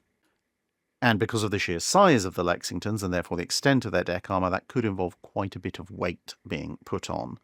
So that could potentially be a thorn in the side, because if you have an unupgraded Lexington with, around about 2 inches, give or take half an inch, depending on exactly where you're looking, yeah, the bombs could be going through that quite easily, even the lighter Japanese bombs. Whereas if you refit that to, let's say, at least 4 inches, ideally a bit more, but at least 4, then great, fantastic. They would actually be really good fast anti-aircraft platforms and heavy escorts for the capital ships, but you absolutely do need that upgrade. A.B. Coates asks, how did the Royal Navy get by for so long with only 9 on-paper admirals, 3 full, 3 vice, and 3 rear? Did other age-of-sail navies have similar restrictions? Well, you've got to bear in mind the size of the fleet, because, prior to the establishment of the red, blue, and white squadrons, England kind of didn't have admirals at all at various points. When crises threatened, someone would be appointed Admiral or Lord High Admiral or whatever title they felt like bestowing, and then they might keep the office with some pay, or the office might just go away once the crisis was over. Theoretically, someone should always have been either High Admiral or Lord High Admiral, but in more practical terms, very often that person had little to no seagoing experience, and it was more of a social thing. But obviously in times of war, you did occasionally need someone who at least knew what the front end of a ship from the back. But then as you pass through into the appointment of these 9 admirals, plus theoretically the 10th Lord High Admiral to rule over them, then you've got to remember that those officers between them mean that you can theoretically command 3 full fleets, because your admiral will be in the middle, the vice admiral will be with the vanguard, and the rear admiral will be with the rear. And so you would have the white squadron, the blue squadron, the red squadron. So, you could have potentially quite a lot of ships at that stage with just 9 admirals and a Lord High Admiral if you want to combine everybody. But as English and then later British commitments spread out over the globe, and it's not so much about we need a fleet to guard our shores and occasionally beat up other people, and it's more about we need lots of separate independent commands, the adaptation is simply to go, okay, well, strictly speaking, there's nothing on the books that says that only one person can hold any one of these ranks at any one time, and they just start appointing more people to those ranks. So, for example, if you, admittedly this is fast-forwarding a little bit, but if you fast-forward to 1805, Nelson goes into the Battle of Trafalgar as Vice Admiral of the White, but he's not the only Vice Admiral of the White. There are, in fact, 13 Vice Admirals of the White in the Royal Navy at that point, including Nelson. And similarly with other navies, it would be a case of, even if initial Admiralty postings had been created as specific individual appointments, as fleets and commitments grew larger, they tended to just become ranks, which multiple people could have at the same time. Architect 096 asks, during World War II, could Japan have used cargo ships full of explosives to launch a coordinated strike against Pearl Harbor and maybe the Panama Canal or other high-value targets? Given the size of the Halifax explosion, a ship full of TNT or similar explosive could potentially have been very damaging. In theory, such an attack could have been pulled off against the Panama Canal, because of course the Panama Canal is an international transitway, and it would be plausible for the Japanese to stock a ship full of explosives, potentially even a ship that was either not Japanese flagged or hadn't last called at a Japanese port. The problem, of course, would be concealing those explosives. Now, you could do that with some fairly basic camouflage techniques, but of course this would also rely on the Japanese not talking about what they were doing over encrypted communications, because obviously then the US would get wind. But in theory, if you had someone running the operation who was absolutely paranoid and only ran things by written instruction, then yeah, there's a few ways you could potentially get a shipload of explosives into the Panama Canal without anybody realizing and blowing up some of the locks or something like that. Pearl Harbor's a slightly different matter, because obviously it's primarily a military base. It's very heavily guarded. They're not going to let random Japanese ships or Japanese flagships or ships that have been to Japanese ports in without some fairly thorough inspection. And unlike the Panama Canal, where, well, anyone and everyone who wants to go from the Pacific to the Atlantic is going to be transiting, with Pearl Harbor, you've got Honolulu Harbor just right there down the coast, and any merchant vessel that's approaching is going to be challenged quite far out. Okay, why exactly are you coming to the military base? If you've got genuine cargo to offload, you go to Honolulu. To pull off something in Pearl Harbor itself using that kind of technique would require a kind of even more insane than James Bond level of false flagging or pretending to be a US ship. Because, I mean, ultimately, yes, the US does have ammunition ships. So if you could do some kind of, yes, well, there's this whole cargo, US ammunition ship full of ammunition, and we're going to covertly board it in the middle of the night so it doesn't get a signal out, and also somehow find a bunch of crew who can pretend to be the relevant crew and get them in and then detonate it. But yeah, realistically, outside of B-grade action movies, that's not going to happen. Ash the Lego guy asks, was the Brodie aircraft recovery system very useful in 1945? And could it have been more useful for the civilian aircraft carriers in unescorted and destroyer escort only convoys in 40 through 44 if it had been invented 5 years earlier? Although I think the system certainly did have potential uses, unfortunately, I don't think it had a huge amount of utility for navies in 1945, simply because, well, if you wanted a small, cheap, inexpensive way of getting lightweight recon aircraft airborne, you had escort carriers, basically. Yes, as you can see here, you could then have aircraft operation off of things like LSTs, but when you're the Allied navies, when you've got fleet carriers and escort carriers and merchant aircraft carriers and catapult armed merchantmen and, well, cruisers with air launch and recovering facilities all over the place, another way of launching a relatively low performance aircraft isn't really that useful. I think as a system per se, it certainly had potential use, especially on land, as a way of providing observation aircraft support for units and so forth, where you either haven't captured a runway yet, haven't built a runway yet, or the terrain is just unsuitable for a runway. Sure, but there's just a lot better options for the Allied navies at sea. In terms of civilian aircraft carriers, i.e. merchant aircraft carriers, catapult armed merchantmen, things like that, in the early part of the war, if it had been invented much earlier, potentially yes, but I would still put some fairly heavy caveats on that.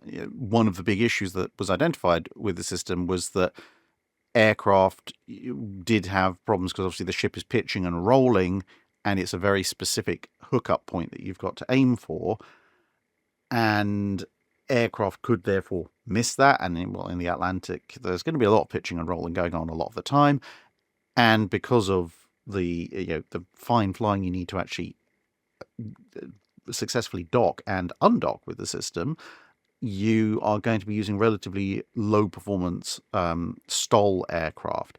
Now that might be somewhat useful for aerial observation, but they're not going to be carrying a huge amount of weaponry. They're certainly not going to be fighters capable of chasing down and taking out German recon aircraft and so forth.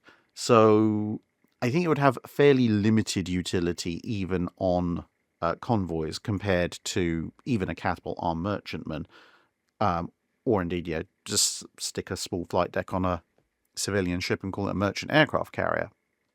It's, of course, arguably better than nothing, but only by a relatively small amount. It's the fact that the ship is constantly moving that is the single biggest problem for it. As I said, if you're using it on land, I can think of all sorts of applications for the system on land to bypass the need for airfields. But at sea, there just are better options, even in 1940. Volunteer per order O'Sullivan asks, why wasn't Jellicoe allowed to sail the entire Grand Fleet out to intercept the Scarborough Raid? It was, as I understand it, his desire to do so, and he was the commander-in-chief.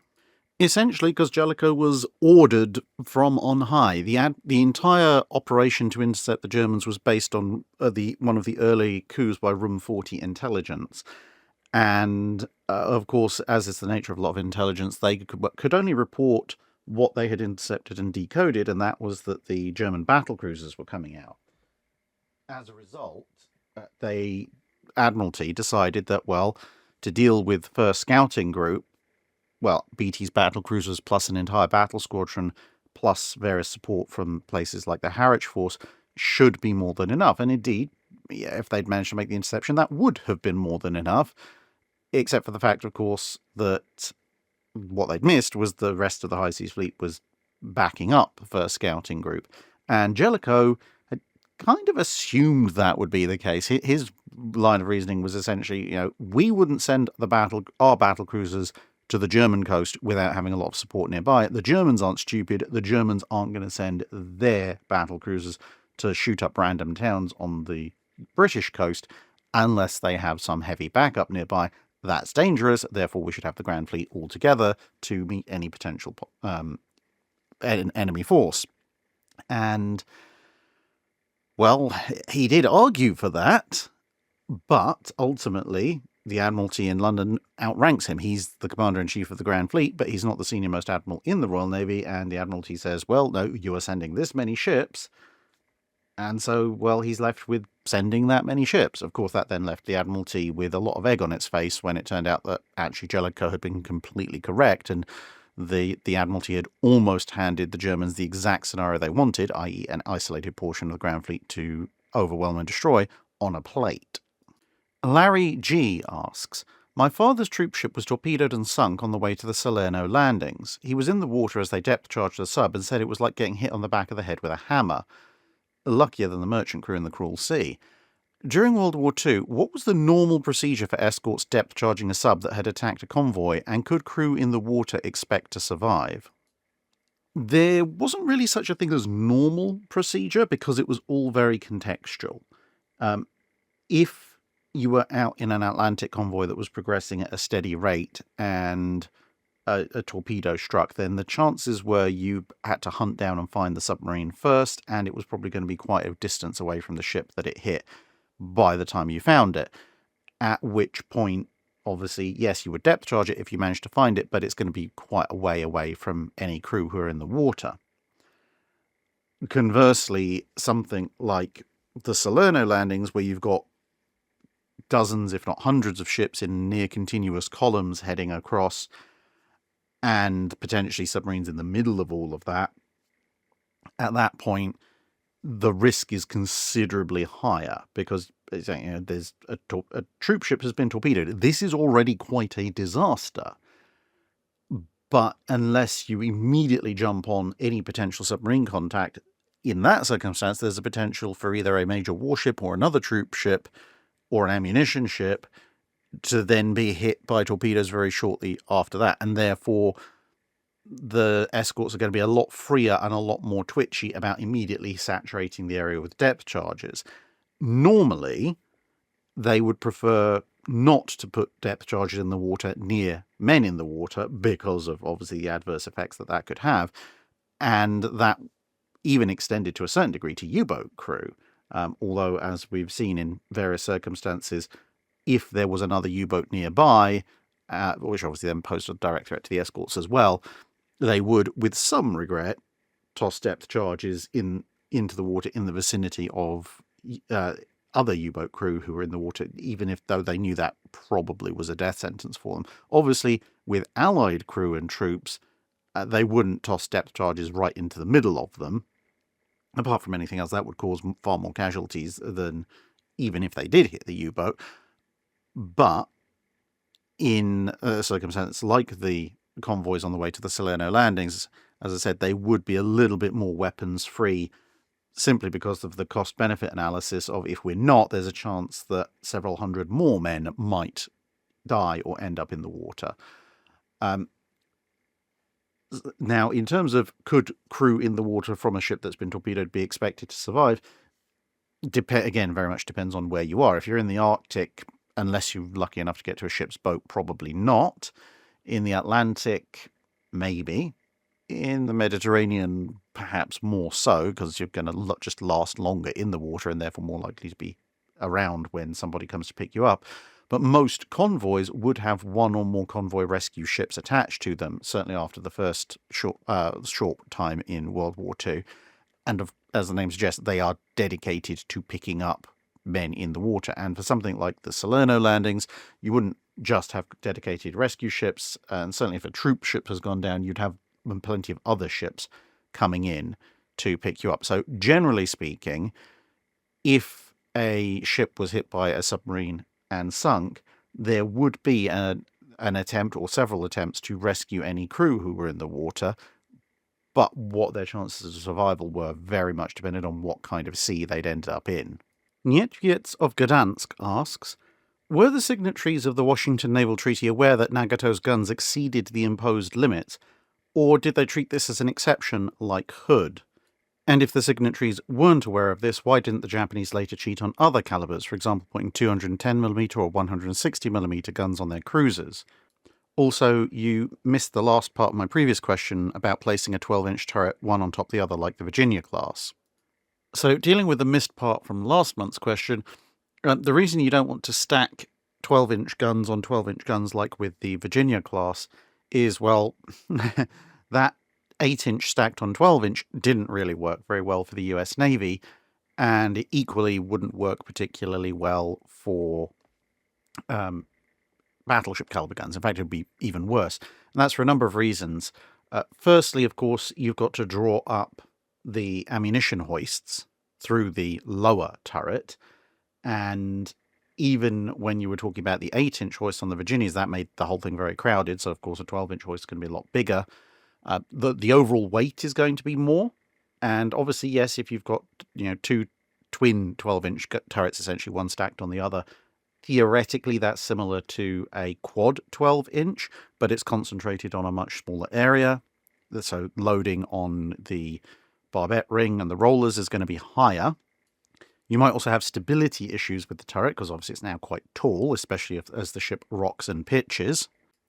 Being a single tall turret, you've also made it much more of a target, so that it's much more likely that it's going to get hit, and if it does get hit, that's a lot of guns out of commission, and potentially a lot of ammunition that's about to go kaboom. Essentially, the only thing you really gain is you're saving a bit on deck space. Everything else is pretty much negative. Now, as far as Nagato's guns are concerned, they were actually originally classified as 41cm, which is actually what they are.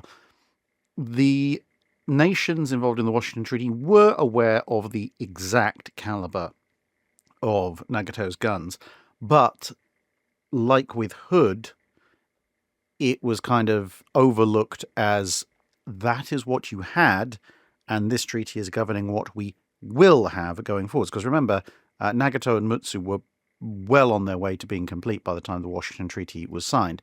And so if you look at the various clauses, if we go to the particular clause in question, which is Article 6 of Chapter 1, it says, no capital ship of any of the contracting powers shall carry a gun with a caliber in excess of 16 inches, which is then defined as 406mm. So I'm saying, okay, well, it's 4mm larger, so technically it is in violation. And yes, technically speaking, that is true. However, if you go to Article 5, immediately above it, it says no capital ship exceeding 35,000 tons or 35,560 metric tons, standard displacement shall be acquired by or constructed by, for, or within the jurisdiction of any of the contracting powers. And so essentially what they'd unofficially agreed about Hood was that, well, the displacement limit refers to ships being built. Hood has already commissioned. She commissions in 1920. And therefore, that's, the past is in the past, but we're not going to do it again. Similarly, Nagato commissioned in 1920. And as I said, Mutsu, as a class, they're well on their way to completion. Mutsu would complete, or, well, would be commissioned at least at the end of 1921. And so it's 4 millimeters. It's not worth blowing the treaty up over.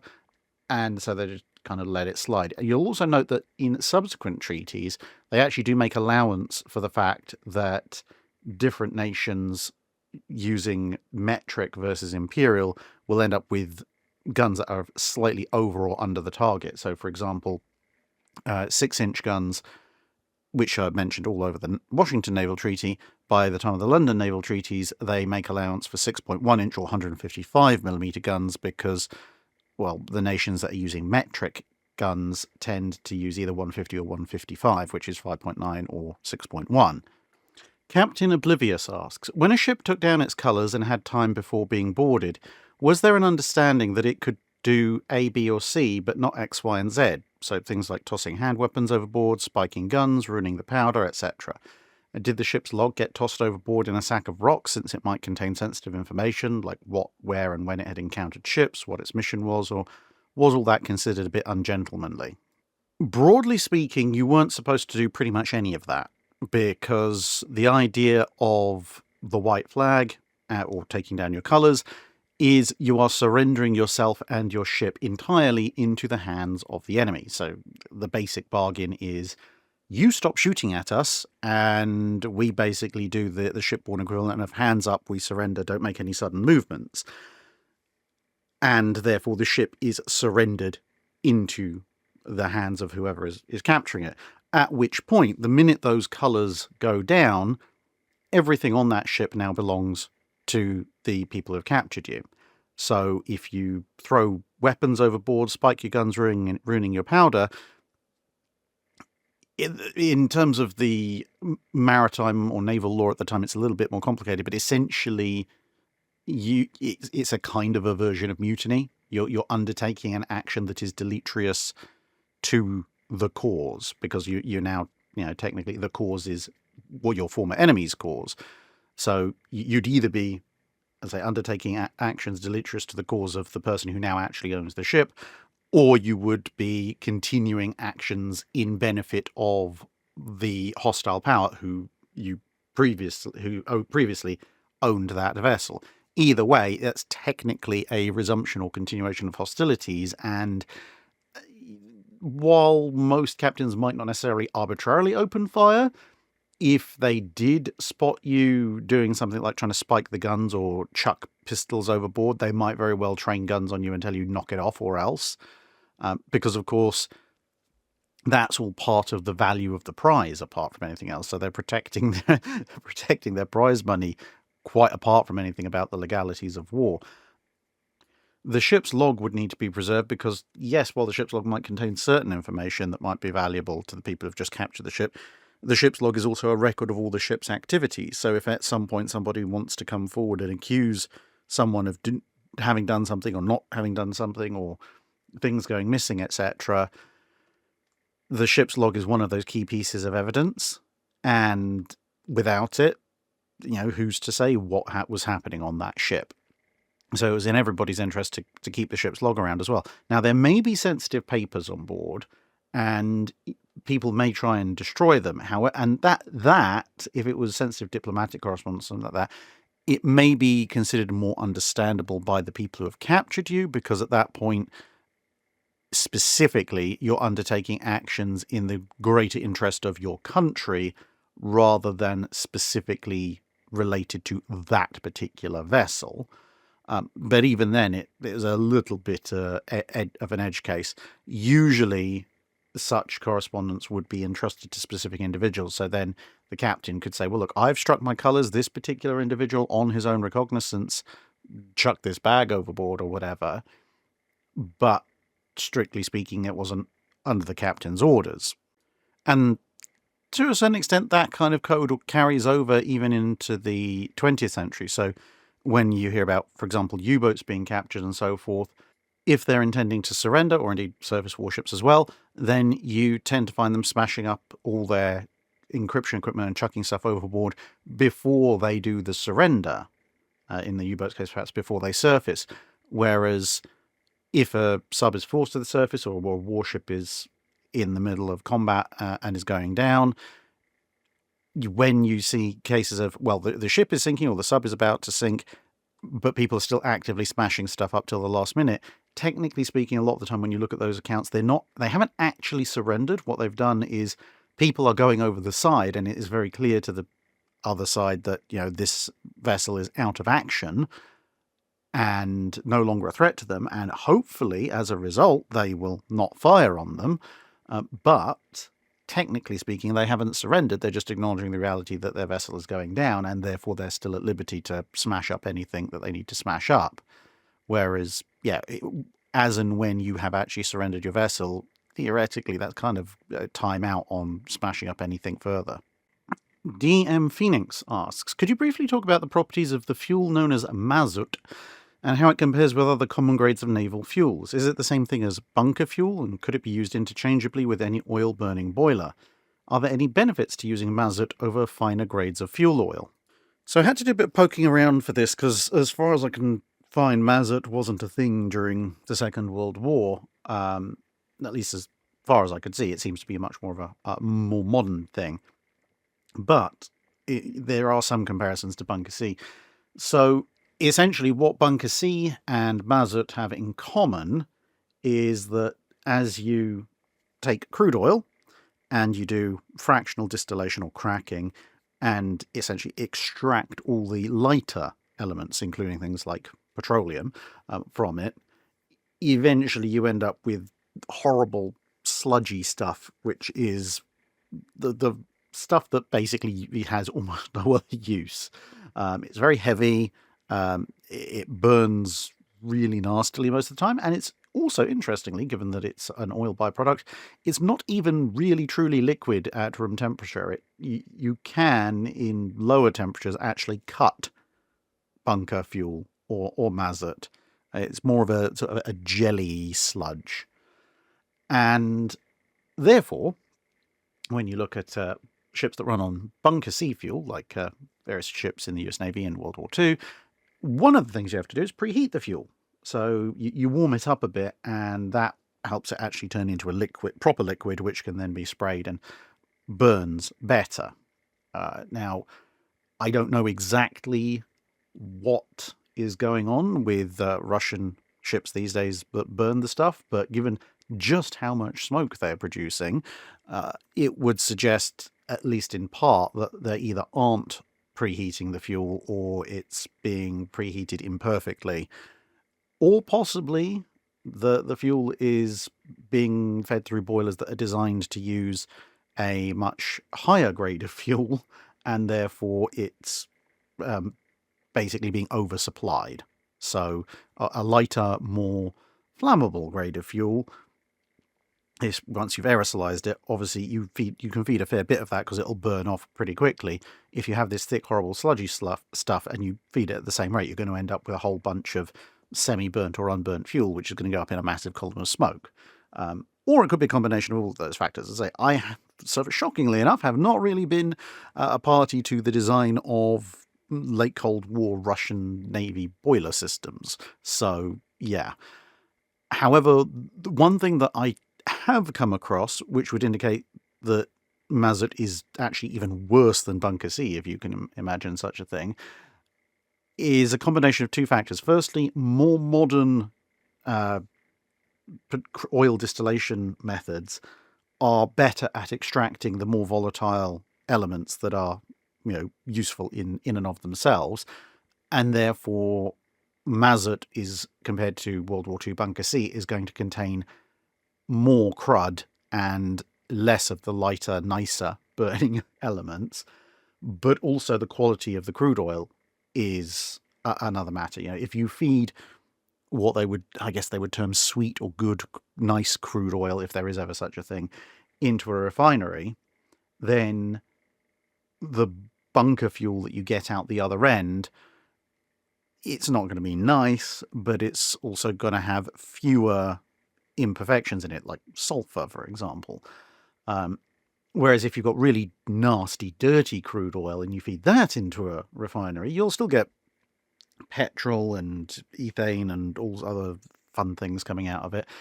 But what's left will be a really nasty volatile sludge that burns even worse and has all sorts of toxic side effects. And it appears that most of the fuel that the Russians are deriving mazut from is not particularly pleasant in the first place. So you've got horrible grade crude oil with most of the good stuff extracted from it and then probably being fed into boilers that were never really designed to run on it. And you get the mobile environmental war crimes that are modern Russian oil-fired naval vessels. Literally the only benefit to using mazut is it's dirt cheap because nobody wants the stuff. Robert Henry Ilston asks, you mention main gun elevation issues frequently. What were the technical problems that World War I and World War II warships had with their main gun elevation, and why were they difficult for some navies to solve?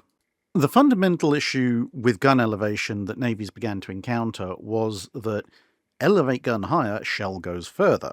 Gun elevates less, shell doesn't go quite as far.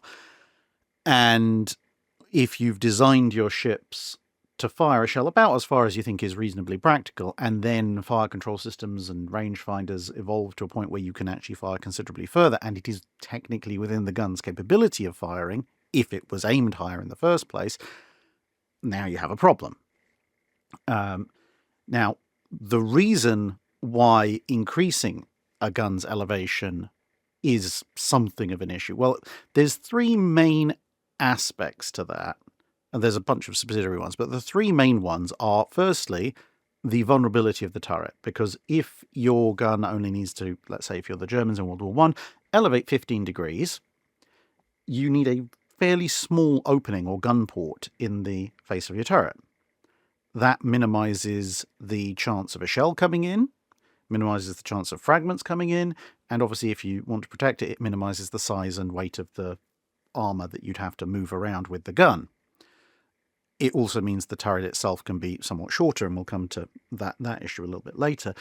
But then if you want to increase the elevation of the gun, so you can shoot higher in the air and get longer range, you now have to face the fact, well, that's going to open up a bigger, more vulnerable area in the face of your turret. You're potentially going to need more heavy armor attached to the gun internally to shield it against incoming fire if you want to do that. And that's going to introduce, obviously, both complexity and vulnerability. So you have to take a bit of a read of how vulnerable do you want your turret to be versus how much utility you're getting from the additional range. The second problem, which is related to that, so we can talk about in a second, is turret size. Because the gun doesn't rotate around the base. The gun has to be at least somewhat balanced. And that means the gun's pivot point is going to be forward of the breech. Therefore, that which elevateth up, like you can see here, must also descendeth down.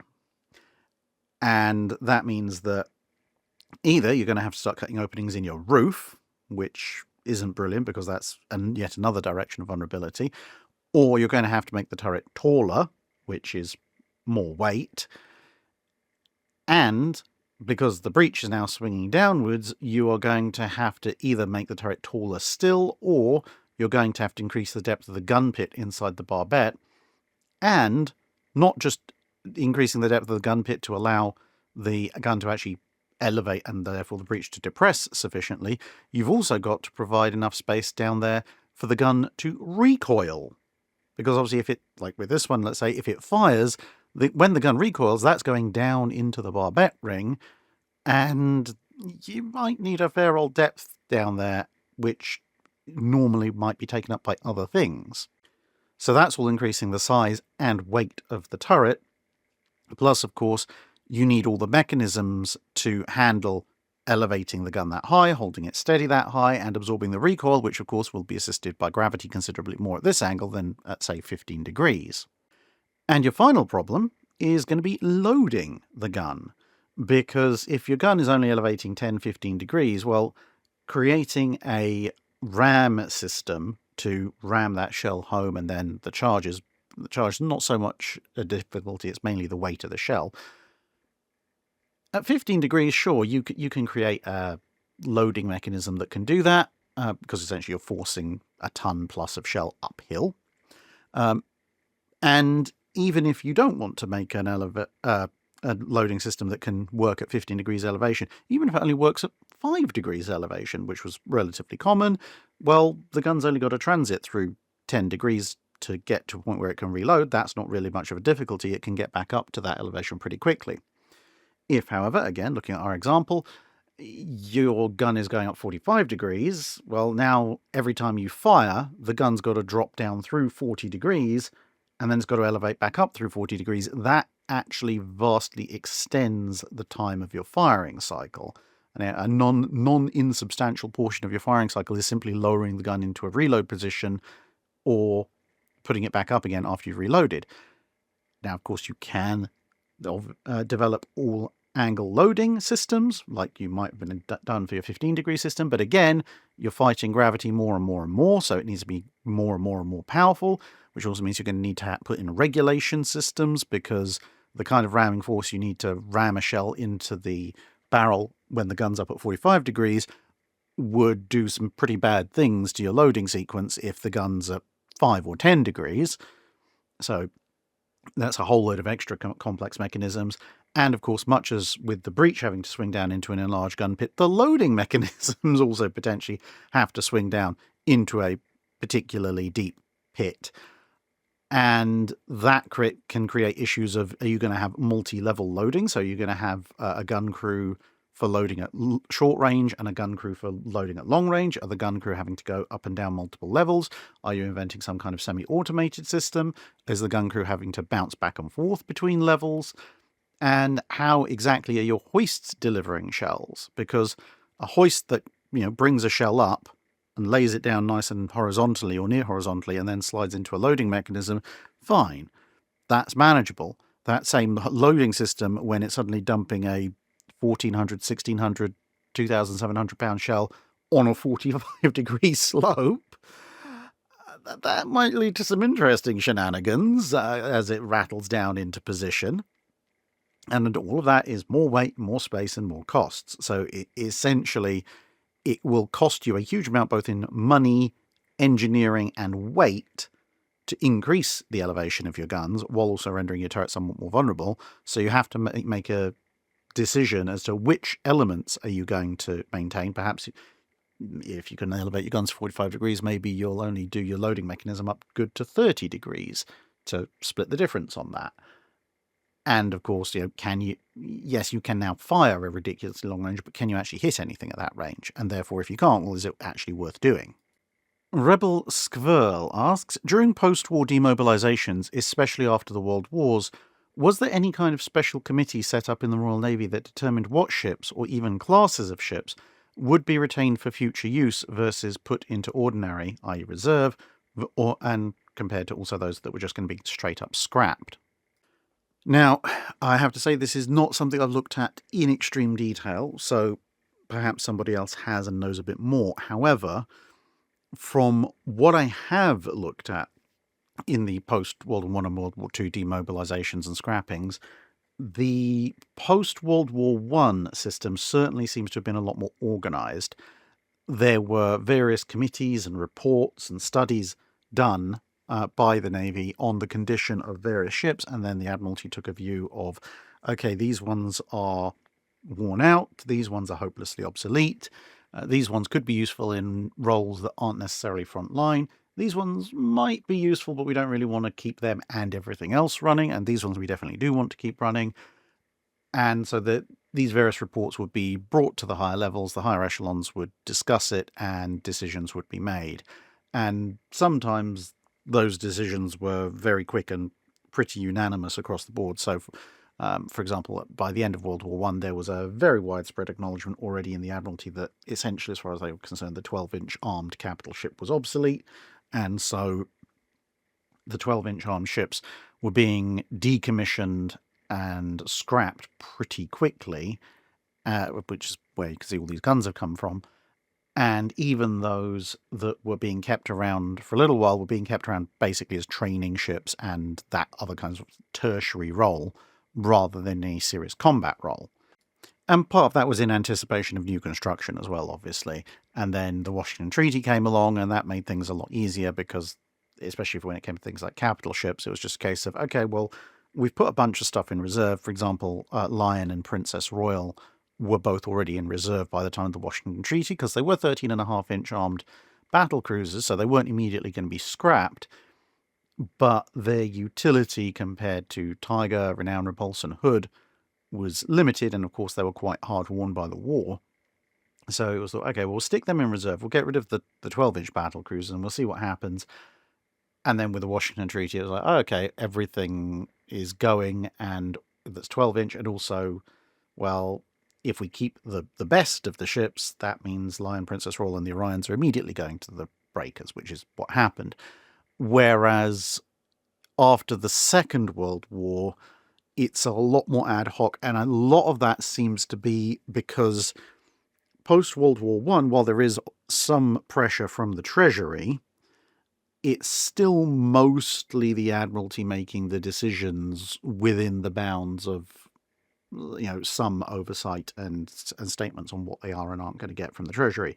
Whereas after World War II, it's kind of the other way around, in that the Treasury is saying these savings will be found, and the Admiralty is scrambling to sort of go to yes sir, no sir, 3 bags full sir, to try and meet what the Treasury is telling them they will have. Whereas post-World War I, it's more a case of people understand that we still have to maintain the empire, and the Royal Navy is saying, well, these ships are definitely surplus to requirements, and the remaining ships will cost us this much, and we can afford to perhaps put these ones in reserve, which will mean it'll cost us less, so the overall approximate cost going forward will be this, and then there'd be a kind of a bit of a back and forth with the Treasury as to whether or not they'd get that or close to it. Whereas post-World War II, it was more a case of the Treasury says you get this much money, have fun trying to work out how you're going to keep a fleet going on that. Plus, of course, World War II lasted longer than World War I, and so you have a lot more ships that are a lot more heavily worn. You have ships with battle damage. You have classes that have been reduced to very few, if any, survivors, and so on and so forth. So it becomes a lot more random to a certain extent what isn't going to be scrapped. And I think also critically, post-World War I, there was although the Washington Treaty kind of put the kibosh on most of it, there was still a definite expectation that there would be a new building program. It might be considerably smaller, and they're going to take a while to work out what designs they wanted to do, but there was the promise that, yes, we will be replacing some ships, whereas in the aftermath of World War II, an awful lot of shipping was kept around, even though the Royal Navy knew it really wasn't actually that fit for purpose, but it was better than nothing, and nothing was what they were going to get in terms of new construction for a while. Andrew Dederer asks, I wondered whether the mass of 90-day gunboats produced for the Union Blockade were a production first, in industrial, cheap and nasty ships, or were they a case of what would have been privateers in previous wars? They weren't really a production first. They were more an industrialized implementation of a solution which had been percolating back and forth over time for quite a while. In more proximate terms, the British, about depending on which part of the American Civil War you're looking at, but approximately 8 to 10 years before, had actually done mass production of gunboats for the Crimean War, which is one of the ones you can see here. They were very, very disappointed because they essentially recognized the utility of gunboats, went, okay, let's mass produce a ton of them, and went to mass produce a bunch of them, and then the Russians very annoyingly surrendered, and so all these boatyards were going, but we built all these beautiful gunboats to come and kill you with, and now you're not letting us do it. We're very sad now. And that led to gunboat sheds all along the Thames, where they just stored them. A bunch of them rotted, a bunch of others were taken out and used over time, which to a certain degree gave us the term gunboat diplomacy, because, hey, they were cheap, cheerful, and they could be sent pretty much anywhere. Some of them ended up in really random places. The engine from one ended up on an Australian freighter that ended up sinking off the west coast of Australia several decades later. Again, because it was cheap, cheerful, and easily disposed of. I think the actual hull of the gunboat had rotted, and the Admiralty wanted to make some money off the machinery. But yeah, the idea of mass-producing gunboats certainly was a mid-19th century thing. But privateers in previous wars, they're all privately owned. So privateers, of all the things, were usually the least mass-produced vessels. There had been kind of batch production or mass production in the past, but it very much depended on who you were looking at. So, for example, the British produced several dozen third rates, all of, theoretically, the same design, which is a kind of mass production. But you also had, before that, the Grand Arsenale in Venice, which mass-produced war galleys.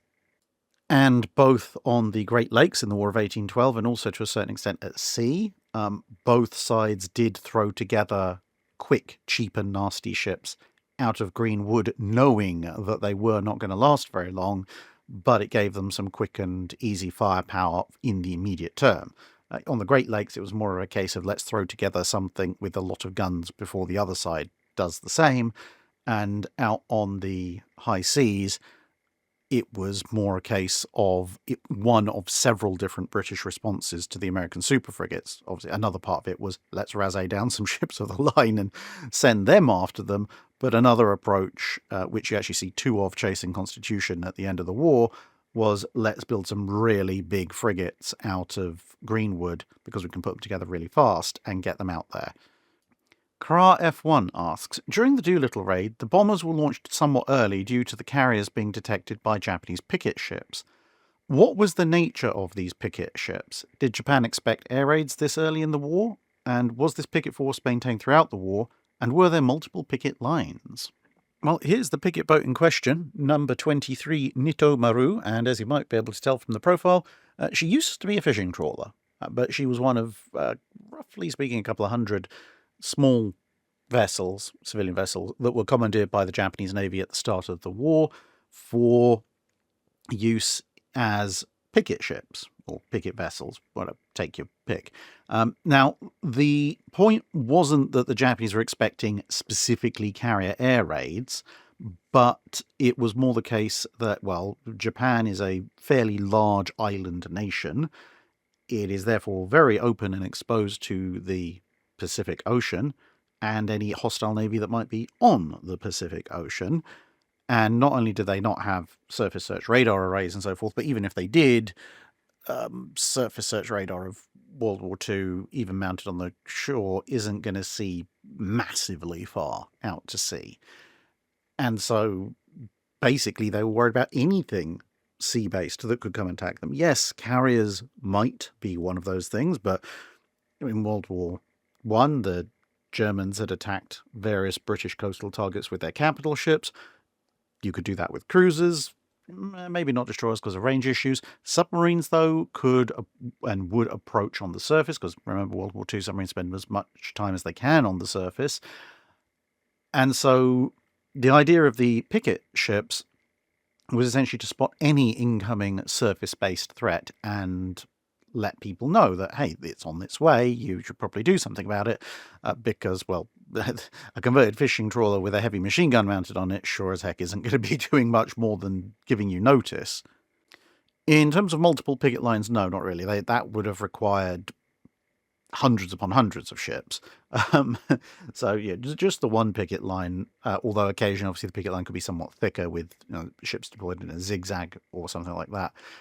And was it maintained throughout the war? Through most of it. Obviously, once the Allied forces get closer and closer to Japan, it's not strictly necessary to have a surface-based picket ship formation, because one, they're very vulnerable to massed air attack, and two, at that point, the enemy is very close by, and it's not a case of, is there an enemy out there? It's, there is an enemy out there, we're just going to have to constantly fly recon patrols to find out exactly where they might be.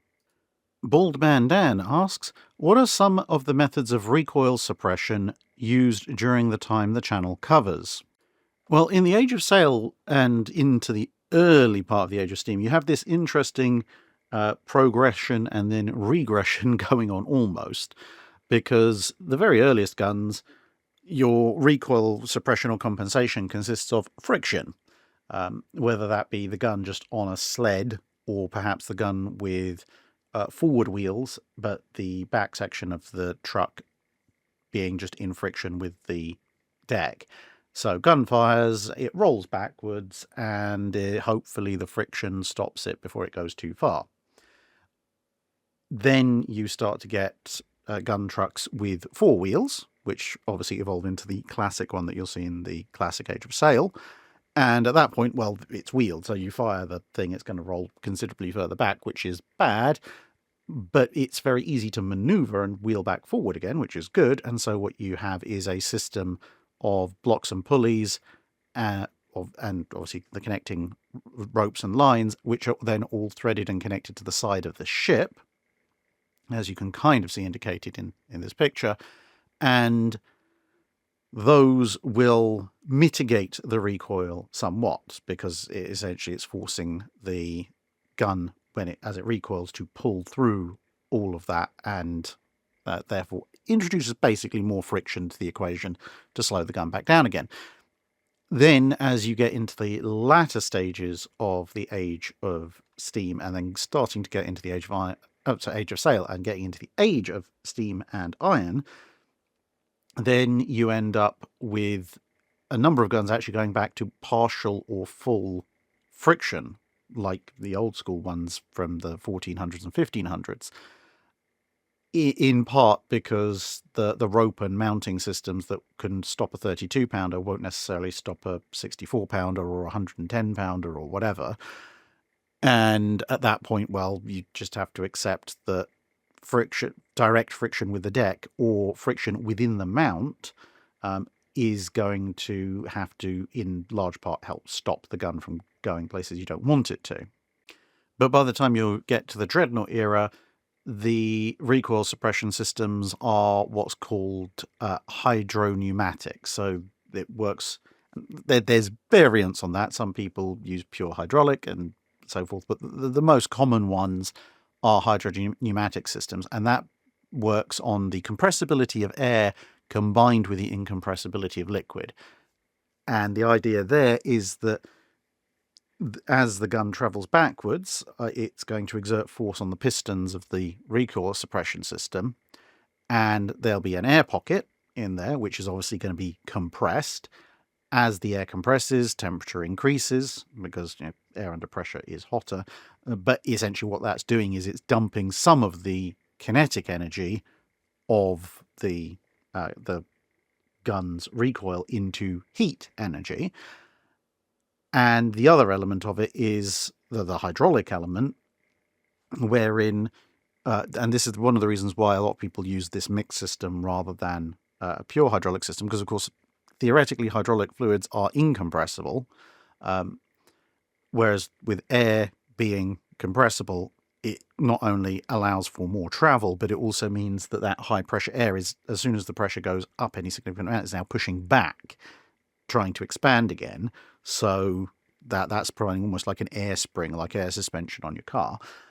But for the hydraulic element of it, what's happening is the hydraulic fluid is being allowed to go through a series of valves, or whatever you else might want to call them, but those are smaller in diameter than the hydraulic bore or hydraulic cylinder.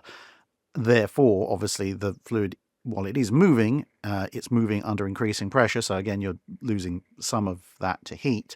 But because the hydraulic fluid is able to actually move, you don't just have the system slam straight into essentially incompressible liquid and then break as the pressure spikes massively. And also, again, it prevents an immediate spike in pressure when the fluid starts to come under compression. And the useful part about that hybrid system is, as I said, it generates its own pressure, which helps to reset it all afterwards. Nathabron Hongsharon asks, do you have any penetration tables for the Deutschland's 11-inch 52 caliber guns?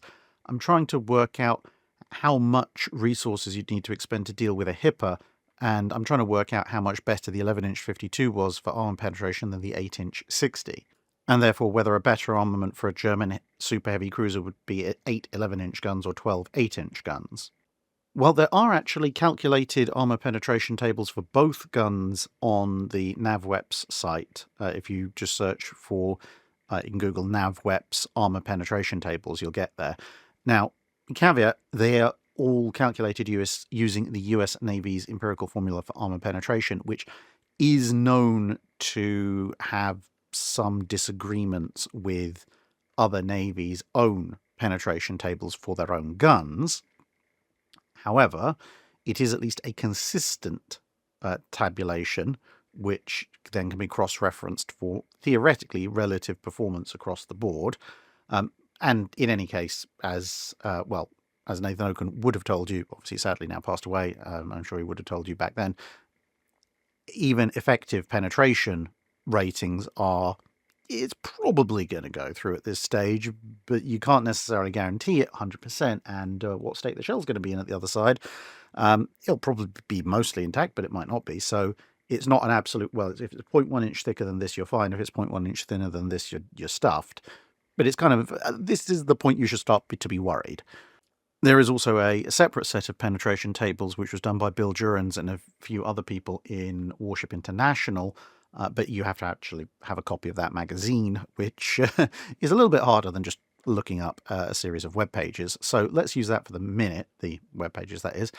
So if you look at the 11-inch 52 against a British armour, because this, you say the Royal Navy is dealing with it, so at 20,000 yards, the effective penetration is listed as 6.6 inches for the 11-inch gun, and 5.9 inches for the 8-inch gun. Interestingly, the 8-inch gun has a 6.6-inch penetration at 18,000 yards, so it needs to get about 2,000 yards closer. So surprisingly, actually, relatively close values there. Now, if we go out to, say, 24,000 yards, which is kind of the outer band at which people are expecting cruiser battles, certainly, to take place, the 11-inch gun has a 5.1-inch penetration, and the 8-inch has a 4.6 penetration. Again, actually, the 8-inch gun has 5.1 inches at 22,000 yards, so consistently the 8-inch gun is about 2,000 yards short of the 11 inches performance. And within 0.1 or 0.2 of an inch, that is basically the story for all the practical ranges until you get into really short range and it all becomes a little bit silly.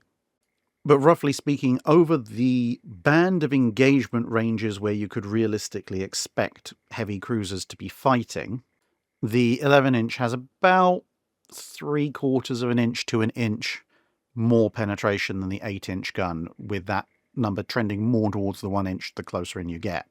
With, as I say, the margin being that roughly speaking, 2,000 yards for the 8-incher to catch up. So that means in a theoretical broadside-on-broadside engagement, if you want to protect yourself with, say, 6 inches of armour, which is upper end for a heavy cruiser, theoretically, you're protected against the Hipper's 8-inch guns at about 20,000 yards, but you're only protected against the Deutschland's 11-inch guns at about 22,000 yards. But obviously, the other big caveat is that's assuming that you're firing broadside to broadside directly perpendicular to each other.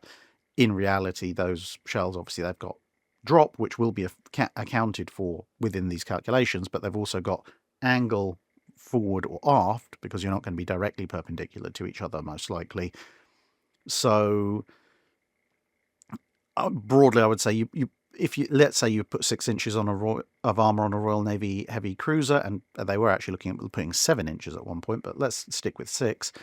I would say at most typical engagement angles, you're probably looking at that, therefore protecting a Royal Navy heavy cruiser from the Hipper's guns down to about 15,000 yards, but maybe only to 16,000 to 17,000 yards against the 11-inch guns. And purely based on armour penetration, at that point, I'd probably go with the 8-inch guns, because you get more of them and therefore more chances to hit, and that range margin is quite narrow. The flip side, of course, is that if an 11-inch gun does actually land and detonate, it's over twice the mass of the 8-inch gun, so there's going to be a lot more explosion going on. Jim Smitty asks, in the first part of Drydock 287, one of the questions were on what ship sails are made up of. made me think back to an old show where I watched on the suppression of the slave trade off the coast of West Africa. I can't remember what the show was called, but I seem to recall that either a Royal or US Navy ship was chasing down a slave ship, and they damped their sails to help catch up just a little bit more in very light wind. Is there any truth to this, i.e. a chase ship damping their sails to make them just that bit faster? Or was it a noticeable increase in speed? So yes, wetting sails is definitely a thing to increase speed, but it is a very situational and circumstantial thing for light airs only. And that's because it does two things that are very closely related. Firstly, by wetting down the sails, obviously sails made of a natural fibre back in the age of sail, and therefore that fibre will swell. And of course, because sails are woven, they are porous to a certain extent. And if the threads or whatever that are making them up swell, the fibres, then there is less porosity, therefore they're going to catch more wind. And if they swell up a lot, then also to a certain degree, even the surface tension of the water in the tiny gaps left will also help catch the wind. So essentially what you're doing is you're making the sail less porous and more likely to catch the wind. The difference is very small because, of course, you are also making the sail heavier, but in very light airs, it can make quite a bit of difference. Once the wind increases in speed, there might be a very slight margin to it, but it's going to be effectively negligible.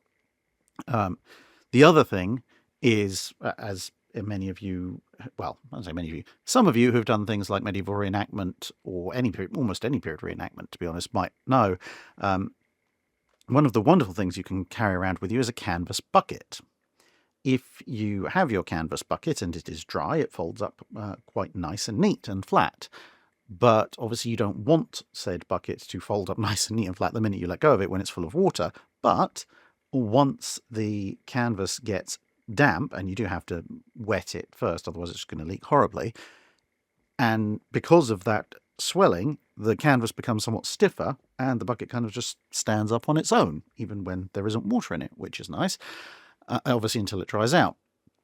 Now, in terms of sails, if you're in very light airs with little gusts here and there, if the sails are that little bit stiffer, and obviously oriented to the wind, then they are going to catch the wind slightly better. Whereas if you're in very light winds that are turbulent, gusting back and forth and left and right and all over the place, you can end up with sails just flapping around. And then if a gust that's pushing in the direction you actually want to go comes around, well, if the sail's kind of flapped itself halfway around, it's not going to catch all that much wind. Whereas a slightly stiffer one is just going to hang a little bit more straight and therefore going to be in a position to catch the little bits of breeze that you need. So yes, in very slow conditions, very light airs, it's worth wetting the sails if they're made of canvas or cotton or whatever. I don't know quite how it works with artificial fibres these days, but it would definitely be a thing for slow speed pursuit. Scott Jennings asks, in Drydock 378, you mentioned that if the Regia Mariner had possessed a light carrier in the Mediterranean, its ability to chase off British recon planes would have made it much harder for the British to act on intelligence from intercepted Italian communications without giving the game away. That got me thinking. I hear an awful lot about how American and British intelligence in World War II basically broke the encryption of the major Axis powers wide open, but I can recall very little information about Russian or Axis code breaking. If this is because information on the topic is still classified and or not readily available in English, or is it that British and American intelligence efforts in World War II were truly that far ahead of their Russian and Axis counterparts? And if it's the latter, why was that? So when it comes to Russian code breaking, or Soviet code breaking at the time, I suppose, honestly, I don't know. I don't know at all. Maybe someone who studied the Soviet Union in a bit more detail does. If so, let us know in the comments below. When it comes to other Axis, well, it comes to Axis code breaking, of course, Russia at that point was on the side of the Allies, Japan, Germany, and Italy had varying degrees of success. But what tended to stymie them compared to certainly Allied code breaking efforts against the Germans and the Japanese was that the Allies tended to use a little bit more of a distributed system of encipherment. So whereas obviously the Luftwaffe, the German army, the Kriegsmarine, they all used slightly different variations on Enigma. The Kriegsmarine, for example, introducing a fourth rotor at one point during the war. They were still using the base system. So if you had something that could crack the basic underlying structure of Enigma, then you had an in for a good chunk of German military communications, wherever they happened to be. Whereas not only did the various Allied military branches have their own separate communications and encryption systems, but even within that, there were different encipherments. So there were ciphers for very high-level stuff, very important secret stuff. There were ciphers for less important stuff, and ciphers for more general communication. And then that was further subdivided, so there would be ciphers for convoys. There was a cipher set for the Mediterranean fleet at one point. There was a more general cipher set for the fleet as a whole, ciphers for submarines, etc. And so while you could, in theory, crack more than one of them, obviously, there was also the fact that if you cracked one, that didn't necessarily give you anything about another one. So if, for example, you crack Naval Cipher number 2, great, you can read everything that's being sent in Naval Cipher number 2, but that doesn't tell you anything about what's happening with the convoys, for example. It's a bit more siloed. And obviously, because both the Americans and the British are reading the other side's communications for a lot of the time, they also are very aware that this is actually a serious vulnerability, and so they're a little bit better at switching codes around. If they get an indication, hang on, we think that this cipher might well have been cracked, some things are happening that just aren't adding up, they would just change out their ciphers. Obviously, that's not an easy or fast process, but they did rotate through several variants of encryption, and for good reason, as it turned out. Whereas, as we know, both the Germans and the Japanese were very consistently in the realms of our ciphers are not cracked. And in the case of Enigma, they cannot be cracked. Therefore, we don't have to do anything about it. To which obviously the Americans and the British are going, yep, cool, keep thinking that, mate. And the reason we've had the Vittorio Veneto and Littorio on screen this entire time is, of course, you'll notice I've been very careful not to mention the Italians, because the Italians are kind of the halfway house in that Italian communications were harder to crack because, apart from anything, the Italians were a little bit more sensitive to the idea that, yes, maybe actually someone might break our communications. And I think that was in part because the Italians were actually pretty good at cracking Allied communications. They didn't blow the Allied communication system as wide open as the British would do with Enigma and the Germans and some of the other German encryption systems, but the Italians broke enough Allied communications, encryptions, and ciphers to be a problem. And obviously, in part, that, like with the British and the Americans, it fed into that, well, if we can get into their stuff, they might be able to get into ours. And so the Italians, as I said, they're kind of this halfway house between the Axis and the Allies in terms of communications. They're somewhat better at encryption and data security than the Germans and the Japanese as a whole. And they're also just about, I think, somewhat better than the Japanese and the Germans at cracking Allied signals in reverse. There are a few books out there about German, Italian, and Japanese code cracking efforts. There's just nowhere near as many of them. Brian Smith asks, if Formosa had been invaded instead of the Philippines, what do you think the Japanese plan of battle would be? If I was a Japanese soldier, my battle plan would be drink as much sake as I can physically get my hands on and praise the emperor, for he truly is a god and has confounded the minds of his enemies. For the officers, it would be, well, that plus some actual planning after the hangover, because, I mean, nothing is good for Japan around the stage of, late 1944, when the Allies, but obviously particularly the Americans, are pushing through into what historically would be the invasion of the Philippines. But bypassing the Philippines and going straight to Formosa is about as good as it can get for the Japanese at the time. Because if you look at a map, you'll notice that to the northeast of Formosa is Japan. Immediately to the kind of east-northeast is the Sakishima Islands, the ones where the British Pacific Fleet spent a lot of time beating up on the Japanese. And to the sort of south and south-southeast is the Philippines. And Formosa obviously is therefore slightly to the west of all of this. So what that means is that the American forces at that point, let's face it, that's most of what it would consist of, are heading deep into Japanese-held territory and opening themselves up for attack, obviously directly from Formosa, now Taiwan, because that's where they're attacking. But they've also got the Sakishima Islands right there, immediately to their northeast. And as we saw with the invasion of Okinawa, they have plenty of airfields to send strikes out to attack the invasion force. And you've got all the forces on the Philippines who can now pile to the north end of the Philippines and attack from the south. And all of these places are in range of pretty much every Japanese aircraft. And even some of the longer-range Japanese aircraft can get from the Japanese home islands themselves, certainly from Okinawa and places like that. And heck, to be honest, at that point, you might even have some Japanese forces from mainland China popping over what's now the Taiwan Strait and over Formosa to have a crack as well. And obviously, you've got Japanese naval bases to the south and Japanese naval bases to the north. So if they really, really want to do an all-axis assault from the air, plus a pincer movement assault from their surviving naval forces, plus a submarine assault, etc., with everything they've got to try and make this the decisive battle, although the actual decisive battle probably happened a couple of years earlier. Nonetheless, this is about the best scenario you could contrive for the Japanese at that point. So I think their plan of battle, if they were sensible, would be to throw absolutely everything and the kitchen sink at the situation.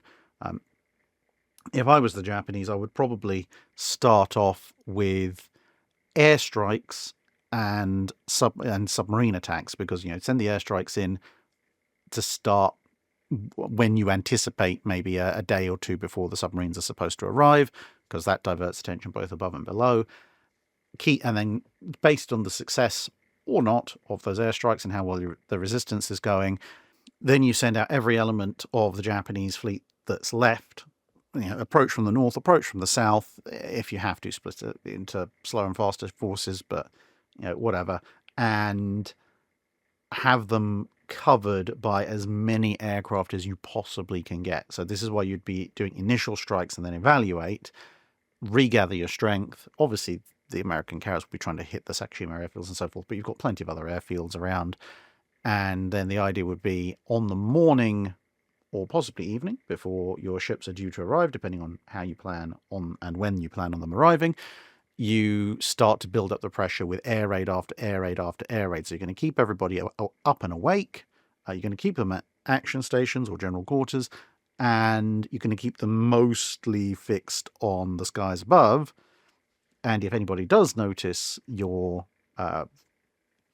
surface fleet coming in, well, then they have fighter cover. It's not necessarily going to stop a very concerted American carrier strike, but if you've got a decent amount of fighter cover plus anti-air cover, you might be able to mitigate the damage that's being done. And also, if you've got constant airstrikes coming in on the main US fleet, not only is there potential for damaged carriers from kamikaze strikes, but also those carriers are going to be maneuvering to avoid being damaged, and they're also going to be throwing aircraft into the air to counter the airstrikes. And so them stopping to get their strike aircraft airborne and over at you is going to be far more complicated than if you just show up on your own. And,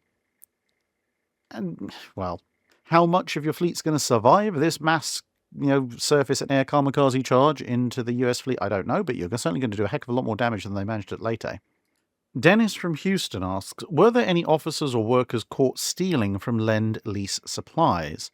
And if so, what happened, what was stolen, and how were they punished? Again, unfortunately, this is a part of history which I genuinely don't know all that much about. Again, if anyone knows, I've done a deep dive into Lend Lease and inefficiencies and thefts associated with it, please let us know in the comments below. I do know that there was a certain degree of theft from supplies heading across the Atlantic, particularly in US commercial docks where there was a very strong mafia or mob presence, because, well, they tend to steal everything that isn't bolted down.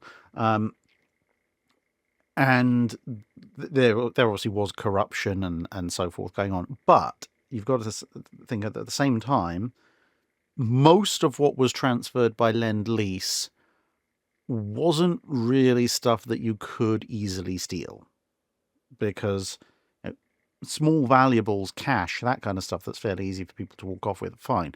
Some Lend Lease stuff, like food and clothing, which obviously was both of which were heavily rationed in Britain, would be targets for theft, both for personal use and resale on the black market. I mean, if a massive freezer ship full of frozen beef arrives and you've just, eaten through your meat ration for the week by Wednesday, it's going to be very tempting to see if you can smuggle that nice big joint of beef somewhere away. But again, the sheer scale of most of the Lend Lease stuff precludes theft, because it's like, what's going to happen? You're going to wander up to a Brooklyn docks. I say, hey, what about 10,000 tons of bauxite? It's like, that kind of stuff just doesn't disappear. What about a tank? Again, kind of obvious. Spark plugs that'll only fit a B-17. Well, not that many commercial B-17s going around, to be perfectly honest, and the spark plugs are pretty useless in most other applications. And, what is the average British gangster going to do with 6-inch heavy artillery ammunition? And so on. So, yeah, there would be a lot less theft of Lend Lease items purely through the sheer impracticality of the whole thing than you would see with a lot of other wartime goods. But as I mentioned, that there would be some that would be targeted. Now, as far as what would happen when you were caught, it would be fairly standard wartime justice, because, well, the fact that it is Lend Lease goods didn't give it any real special qualification in regard to the criminality system, or the legal system. It would just be, you stole something that wasn't yours from wartime supplies that could have gone and should have gone to other people. So, see whatever the legal system was at that point in the war.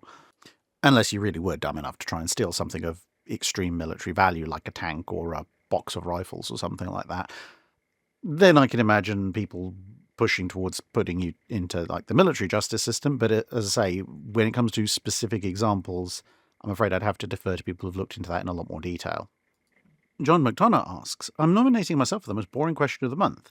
In your video on building a battleship from keel to commission, I didn't notice any mention of paint or any other coatings. So are you saving the whole Wednesday video for the painting of a ship?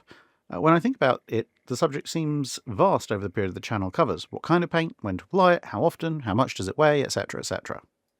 I hadn't actually thought about it, but now you mention it, that would be a wonderful video title, wouldn't it? Listening to paint dry, or something like that. But no, in all seriousness, yeah, paint, there's probably at least a Friday video in that. But more specifically, when it came to building a battleship, yeah, I didn't really mention the painting. I was a bit more focusing on how you actually build the thing in the first place. But just in case, for those of you who are wondering, painting a ship is near enough the last thing you do before launch, especially in the time period that the channel covers, because, well, if you're welding and riveting, or mostly riveting for the, but then also later on welding things, you don't really want paint involved, because that's a lot of toxic fumes and the potential for fire and bubbling off of paint and ruining everything. So usually what would happen is, and you can kind of see this when you look through photos of ships under construction, the ships are basically bare metal for a good chunk of the construction process, and then right towards the end is when you see the paint start to go on. And there's also a very practical reason for that, which is that while the ship's being constructed, obviously it's covered in scaffolding, it's sitting on keel blocks, all of this stuff is going to get in the way of getting the paint on. Whereas once you're starting to take down that scaffolding, well, the scaffolding is a good place to access the ship to paint it. And as you take it down, obviously you're clearing the side of the ship. And then once you go over from it sitting on lots of keel blocks to it's now sitting in its launch cradle, well, you paint the bits where the launch cradle is going to go, then you build up the launch cradle, then you take away most of the keel blocks, you paint where the keel blocks were, and now the ship is hopefully pretty much painted and ready to go into the water. Matt Blom asks, I recently rewatched the full 4-hour cut of Das Boot, which has been lauded for its historical realism. But one thing bothers me. The depth charges always seem to be detonating within just a few meters of the submarine, yet it takes several of those attacks to do major damage to the sub. Is this one part of the film that can be attributed to creative license, or did depth charges really need to go off so close to do significant damage?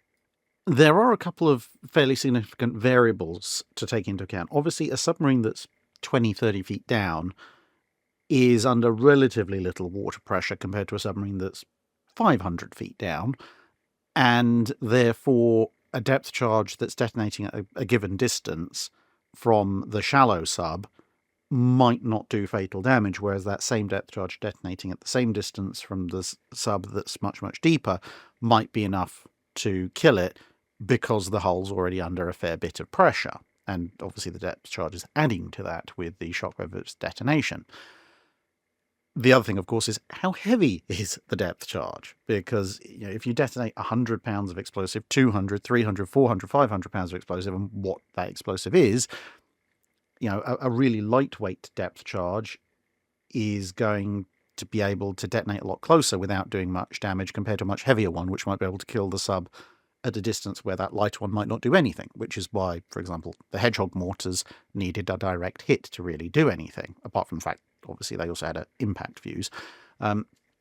So, depending on those two things, most depth charges, with the closer distance being for the lightweight ones and the further distance being for further ones, most depth charges were usually held to be lethal from a distance of maybe around 20 feet for the small, lighter ones, to anywhere up to 50 to 60 feet for the heavier ones.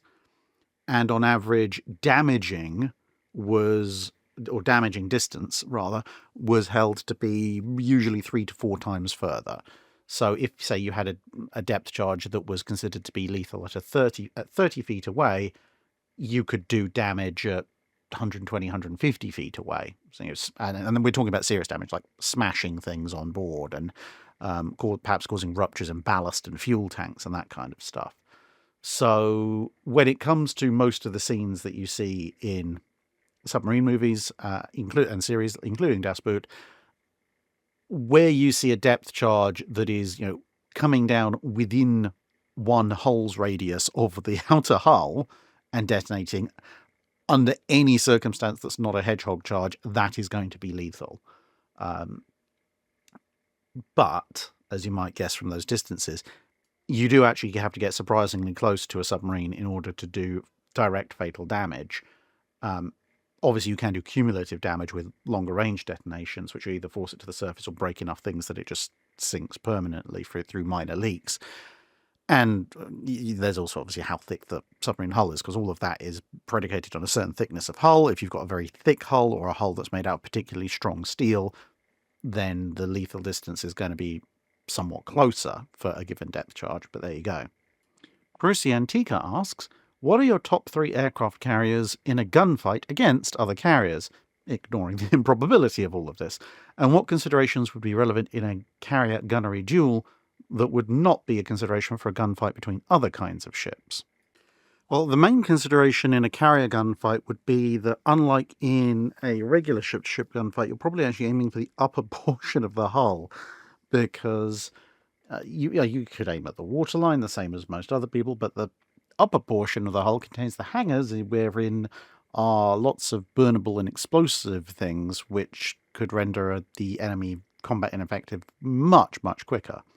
Now, with that said, the top 3 aircraft carriers in no particular order which I would choose for a gunfight would be the German Graf Zeppelin, mostly because somebody seems to have been trying to reinvent the light cruiser. They're trying to invent a Napoleonic-era inspired light cruiser with the sheer number of ridiculous secondaries that thing has. Then a British armoured carrier, doesn't really matter if it's an illustrious or an implacable, because, well, either way, you've got armoured belt, you've got an armoured hangar, which might help against incoming fire from cruiser-grade guns, which is exactly what they were designed to protect against. And they've got a pretty nasty battery of 8 4.5-inch guns on either side, as you can see here in this picture. So they've got the firepower, and they're actually probably the best protected. They can tank a certain amount of incoming fire. And then, of course, the final option would be the Lexington's pre-refit, when they still have their 8-inch guns, because at that point you've got basically a heavy cruiser's worth of guns and full fire control on them. So the Lexingtons would have the range and firepower advantage over the other two. The other two would have a rate of fire advantage over the Lexington, and of course the British carrier has a fair amount of protection to go with it. Silder and Machine Works asks, I know that during World War II the Axis powers had a degree of technological exchange. Did this ever include any ship design assistance from Italy or Japan to Germany? They certainly could have used some help in making up for the 20 years of experience they'd lost after the Versailles Treaty. For example, do you think that Germany could have actually built an aircraft carrier properly if the Japanese had shared all their design principles? There was a degree of ship design sharing. So, for example, the Japanese let the Germans have a reasonable amount of documentation on Akagi, but even tech sharing at its most basic level, let alone ship design sharing, and the Italians were quite interested in what the Germans were doing with submarines and radar. The Germans were quite interested in what the Italians were doing with various bits of naval technology, and of course, that both parties were somewhat interested. The Germans more so in what the Japanese were doing. The Japanese weren't quite so interested in what the others were doing, with the exception maybe of wanting to take a little bit of a poke around German U-boats as and when they showed up. But when it comes to access tech and design sharing, the whole thing was massively exploitative on all sides, to the point that very little actually got done right up until the very last minute, when it became very clear that things were going very badly, because all three Axis partners, to varying degrees, seemed to view the situation as, we have our cool technical secrets, they have their cool technical secrets, how can we get the most technical secrets out of the other guy while sharing the absolute minimum possible ourselves? And when all three powers are playing that game, you end up with very little actually being transferred. I mean, the Germans and the Italians, for example, they're right next to each other, and there was a variety of naval technology and design that both sides actually promised the other, and then just wouldn't deliver on, while insisting that the other side delivered on what they'd promised. To be fair, completely fair to both sides, the Italians were slightly better at delivering stuff they'd promised to the Germans than the Germans were on delivering stuff that they'd promised to the Italians. And as the war went on, that got more and more one-sided. That's why, for example, the Germans finally got something in the vague shape of a working aerial torpedo, because they essentially just copied the Italian one, whereas the Italians were consistently saying, well, yeah, you did promise us U-boat stuff and all sorts of other things. And the Germans were like, yeah, next month. And a lot of it just didn't come. Now, of course, I'm not saying everything was hunky-dory in the Allied camp, but there was a lot more of a sense on the Allied side of, well, I've got this cool thing, you've got that cool thing. If I give you this cool thing, then we both have the cool thing, which means we can crush our enemies even quicker. Obviously, there was a certain amount of quid pro quo, but it also helped that both sides had a fair bit to trade in terms of technical expertise. Obviously, all three sides in the Axis had a lot of to trade in terms of their technical expertise, but see what I just said before about the absurd amounts of protectionism that was going on in the Axis. Smelly Kaka asks, I fell down a rabbit hole and turned up at Wikipedia's list of ships built by Camel Laird. There are some pretty notable ones: HMS Caroline, Rodney, Ark Royal, the other Ark Royal, the World War II era Prince of Wales, the modern era Prince of Wales, and Queen Elizabeth for that matter, HMS Conqueror, etc., plus a few Confederate Navy ships, HMNZS Achilles, and the science fiction fans will be amused that Camel Laird actually did build an SS Sulaco. Now, this is obviously pretty subjective, but what's your take on the shipbuilder that had the biggest impact on the naval world? My first thought would be Newport News being a strong candidate, and was it different in the Age of Sail? Things were quite different in the Age of Sail, In part because not all, but the vast majority of shipyards that you could think of a name for the age of steam and steel almost didn't exist or were very minor players in the age of sail. Partly that's because the ships that are built in the age of sail in general are considerably smaller, so you can fit shipyards into considerably smaller spaces, and ports and such, and also what you need to fit those ships out is quite different. Access to large amounts of forestry nearby, not really so much concern in the early 20th century, very much concern in the early to mid-18th century, for instance.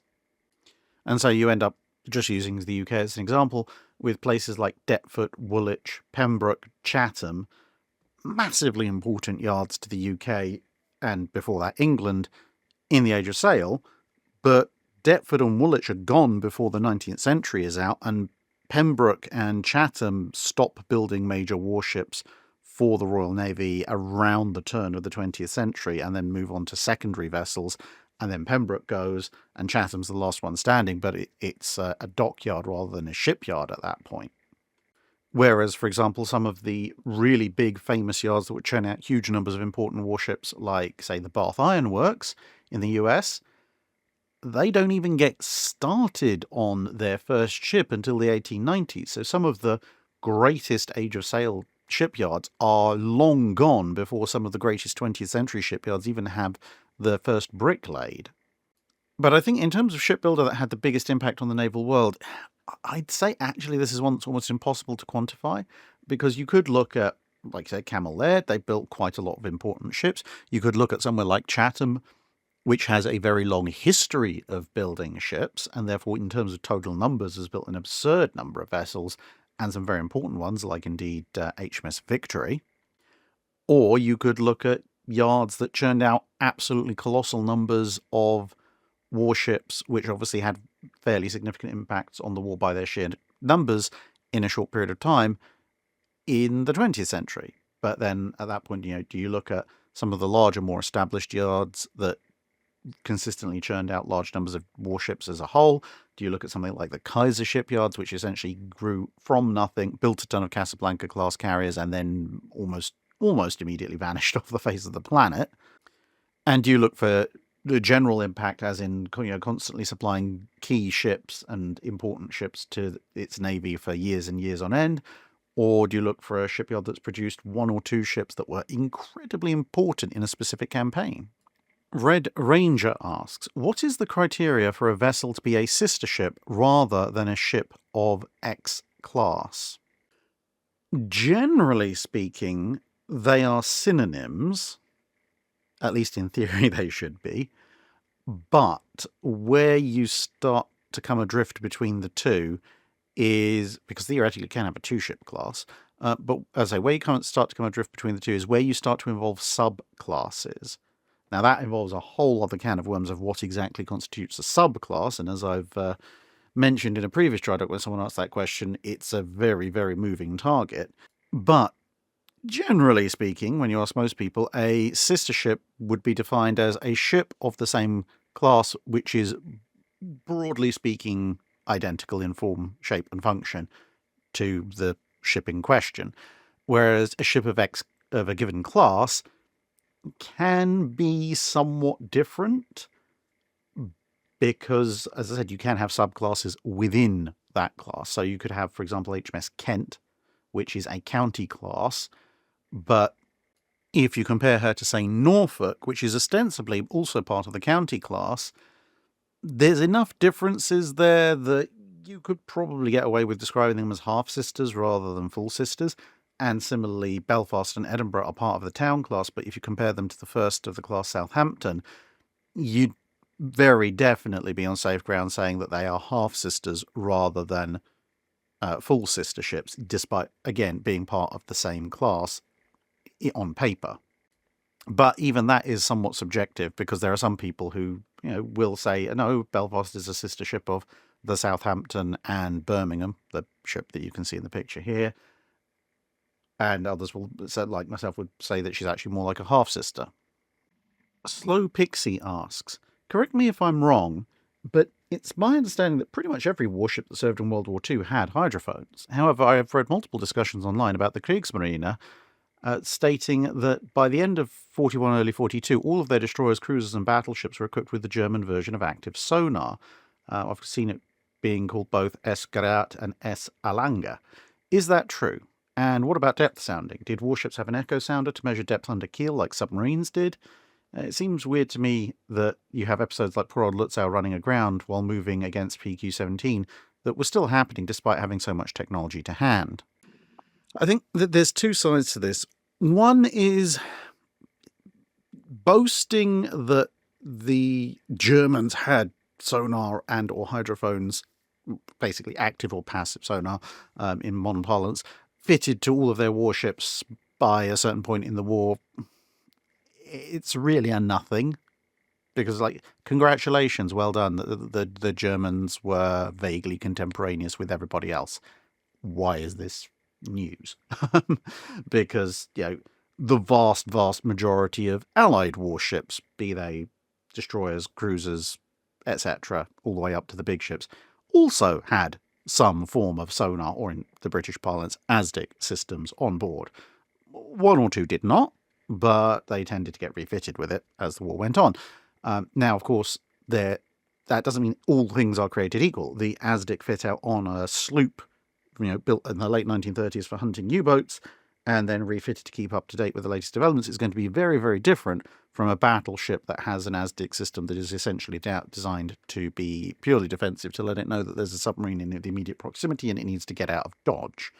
And of course, across the spectrum of age as well. There's all sorts of other considerations.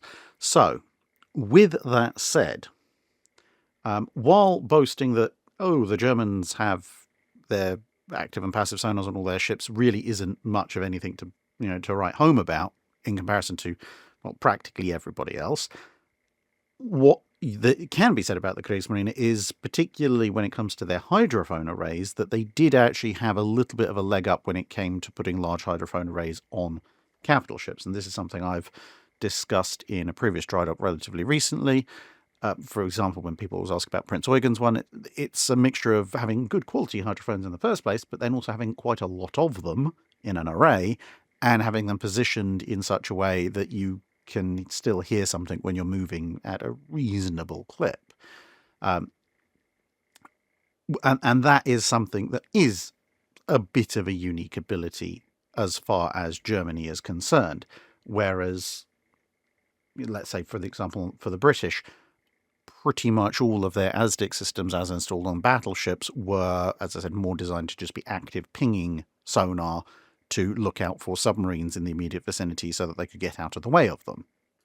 Now, as far as echo sounders to measure depth, most ships would have something like that. But you've got to remember, when you're talking about, especially with something like navigating in a Norwegian fjord, the echo sounder or fathometer is telling you the depth where it is. It's not necessarily telling you the depth 100 feet ahead or whatever. And in an environment like a fjord, that kind of stuff can change pretty darn quickly. So you can be quite happily going along, and if there's an uncharted rock or ridge in a fjord, it'll be, we're in 400 feet of water, 400 feet of water, 400 feet of water, 400 feet of water, 50 feet of water, 20 feet, bang. Oh. Well, why didn't you say something? Well, there was about 4 seconds between the depth starting to change and the crunch coming from the bow. Also, ships need some time to turn. So even if you'd phoned up 10 seconds before I said, we're about to go aground, not really a huge amount you can do in a 10,000 plus ton ship. Alex Moskowitz asks, "Hi, Drac. I'm curious how the US and Royal Navies coped with the need for more officers during World War II. Did they change how recruits were sorted into enlisted versus officers? And given how many ships were built, how did they make sure they had enough officers' experience to command all those ships?" There are a mixture of factors in play. One way was to do accelerated training of officers rather than the sort of full, relatively, it's not leisurely, but relatively speaking, compared to crash course wartime, it's literally peacetime courses, you'd have basically a compressed course, which would allow you to get more officers out there faster and expand the classes as well, so you can teach more people per class. Obviously, you're going to get new recruits and everything in. Another way would be to promote existing officers to higher ranks based on presumably on their achievements during wartime, and perhaps bring some people up into officers' ranks who'd shown potential from the enlisted ranks. You'd also have the reserves. So in the Royal Navy, you have Royal Navy Reserve and Royal Navy Volunteer Reserve. You could call on them. And also retired officers, either voluntary retired, still within the age bracket, or even some officers who had aged out somewhat, could all be called back to the colours. Plus, of course, officers who might technically have hit retirement age could be kept on if their services were considered vital and their health was good enough. And so between all of those things, you could expand your officer corps relatively quickly. You could also not necessarily relax, but revert some standards. So, destroyers, if you look at, for example, destroyer commands, at least on the big destroyers, pre-war, you'd often see in the Royal Navy, for example, lieutenant commanders or commanders being the people who would be in charge. But as the war went on, seeing a commander in charge of a destroyer, unless it was a flotilla leader or something, would become rarer and rarer. Much more lieutenant commanders, and then also just plain lieutenants in charge, somewhat more akin to the destroyers in the 1900s. And also what you do is, obviously in peacetime, you'd have trained officers who have lots of time in the Navy, and you'd have them scattered all through your fleet. But then as you start to expand your fleet, what you would do is move some of those experienced officers off to the senior positions in your new ships and bring in your less experienced, your recruits, your newly promoted, you brought back from the reserves, etc., and you'd slot them in on multiple ships. So say, for example, say you have a cruiser and you've built 2 more, so you would take roughly a third of the officer corps from the cruiser that you already have in service, put that on one ship, a third, the second third onto the second ship. Okay, so now each cruiser basically has a corps of veteran officers, and then you build those up to a full officer complement with all these others that you're bringing in. And you might also cut down on the total number of officers that you have from the peacetime ideal to a wartime necessity. Now, bear in mind, that is just an example. If you took 2/3 of the officers off of a ship, that would have some fairly serious implications on the ship's ability to operate, but you get the general principle. Whether it's 2 ships lending a third of each of their officers or something like that, the same principle kind of applies. Tim Jacobs asks, in Japanese Cruisers of the Pacific War by Lacroix and Wells, there's a short discussion on page 38 and 39 concerning the number 1 and 1B naval mine. This is described as an offensive weapon consisting of 2 mines connected by a 100-metre cable that will be laid in the path of an enemy fleet. When a vessel encounters the cable, it will drag the mines into both sides of the ship, where they detonate. This seems like a rather niche use case, and deployment in combat would be difficult at best, since the mines would have to be laid across the path of an oncoming enemy, or the vessels wouldn't catch the cable. I wasn't able to find any more information. Are you aware of any use of this system in combat, and do you have any thoughts as to whether or not this concept of offensive mine laying was practicable in a fleet engagement? I don't believe this system was ever used in combat, and I mean, it's not that unusual a weapon given when it was developed, because for those of you who don't have a copy of Japanese Cruisers of the Pacific War, what is being described is a mine system that was deployed on the Kuma class, which is why we've got a picture of the Kuma on here now, when they were initially commissioned. And the number 1 and 1B type mines had been developed in the mid-1900s, just after the Russo-Japanese War. And when you put it in that context, then suddenly, in the context of pre-dreadnought warfare, the idea of a ship that runs around dropping mines, including paired mines with a cable between them in the middle of combat, now you suddenly start to see where this idea has come from. Because certainly back then, when everyone's manoeuvring at much closer ranges and much slower speeds, there's a certain degree of merit to the idea. And I mean, yes, you would have to drop it vaguely ahead of where your opponent is going. But to be perfectly honest, having a cable strung between two mines is better than not at that point, because if you drop off two mines a given distance apart and the enemy sails between them, then, well, they don't hit any of them. And if they hit one, then they hit one. Whereas if you have a cable attached, then any distance in between those two mines and both mines are going to make contact with the ship. But that is... It is a very limited use case, I will grant you that, because usually mines are laid out with quite considerable distances, whereas this would be a relatively speaking short distance. But since you were talking about a mine that was developed in the 1900s and a concept that is very much of the pre-dreadnought period, it's still around in the early 20s when the Kuma class are brought in. It's not going to be around by World War II. The mine itself would long be obsolete as a useful anti-shipping weapon against anything more than a fishing smack, or a very obsolete destroyer.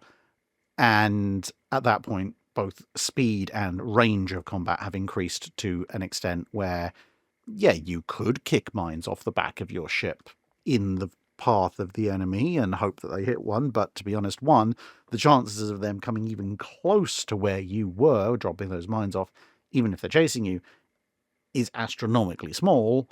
And two, it means you're sailing around with a bunch of mines on your deck while presumably somebody is shooting at you, and that is not going to end well.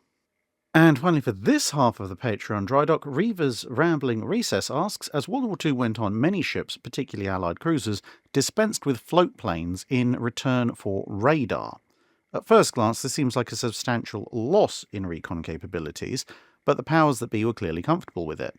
Just what was the effectiveness of radar in a search role at different points, and could it see past the horizon? Or, especially given your recent video that included the limitations of float plane-based reconnaissance, was the trade-off less than it would appear because the planes hadn't really worked out as intended to begin with?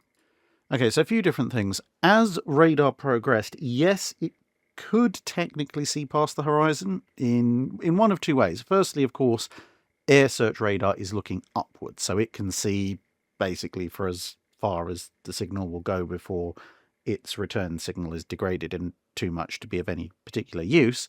And even long-range surface search radar obviously will go along the surface of the water, but it can go past that because, much like with optical spotting, that although the Earth is curving essentially downwards from the perspective of the radar, ships have a vertical element to them, and so whereas let's say a spotter visually looking with a rangefinder or something might very easily miss, something like this, like in this picture, just the very, very top of a ship's superstructure poking up over the horizon, a radar won't miss that.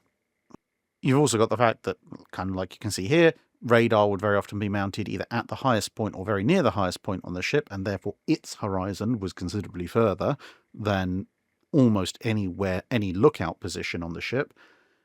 And especially with some of the very early radars, microwave radar not so much, but some of the early radars that were somewhat longer wave, they did have a degree of unintended over-the-horizon capability. But to be perfectly honest with you, at that point, the resolution and power of both projecting and receiving was so low that really did actually make a huge amount of difference. But you could see a fair old distance with radar, but the main difference that gave it a huge advantage over float planes was the reliability, because as long as the radar was physically working, you could see whether it was cloudy, whether it was stormy, whether it was rain, whether it was wind, whether it was really sunny, whether it was pitch darkness, whatever, blazing hot sun or blistering gale, the radar could see through it all.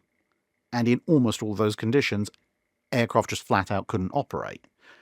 And comparatively speaking, although obviously radar does impose quite a top weight issue because it's mounted quite high up, overall the weight saving, if you take out the aircraft crane, catapults, the aircraft themselves, the facilities for storing all their fuel and munitions, and the hangar, which can be gutted and turned into other things, like, I don't know, a radar operator's quarters, for example, you actually do make a little bit of a weight saving by putting in a bunch of radar and taking away all the aircraft and aircraft handling facilities. Now, obviously, there is one thing that radar really can't do that aircraft could do, especially if you're taking the example of cruisers, which is that it can't see dozens and dozens and dozens of miles, and it can't see hundreds of miles, which recon aircraft could do, and radar can't attack submarines, which, again, recon aircraft could do. But that is then, again, flip-sided. There's so many flippings going on, it's almost like an angry table convention,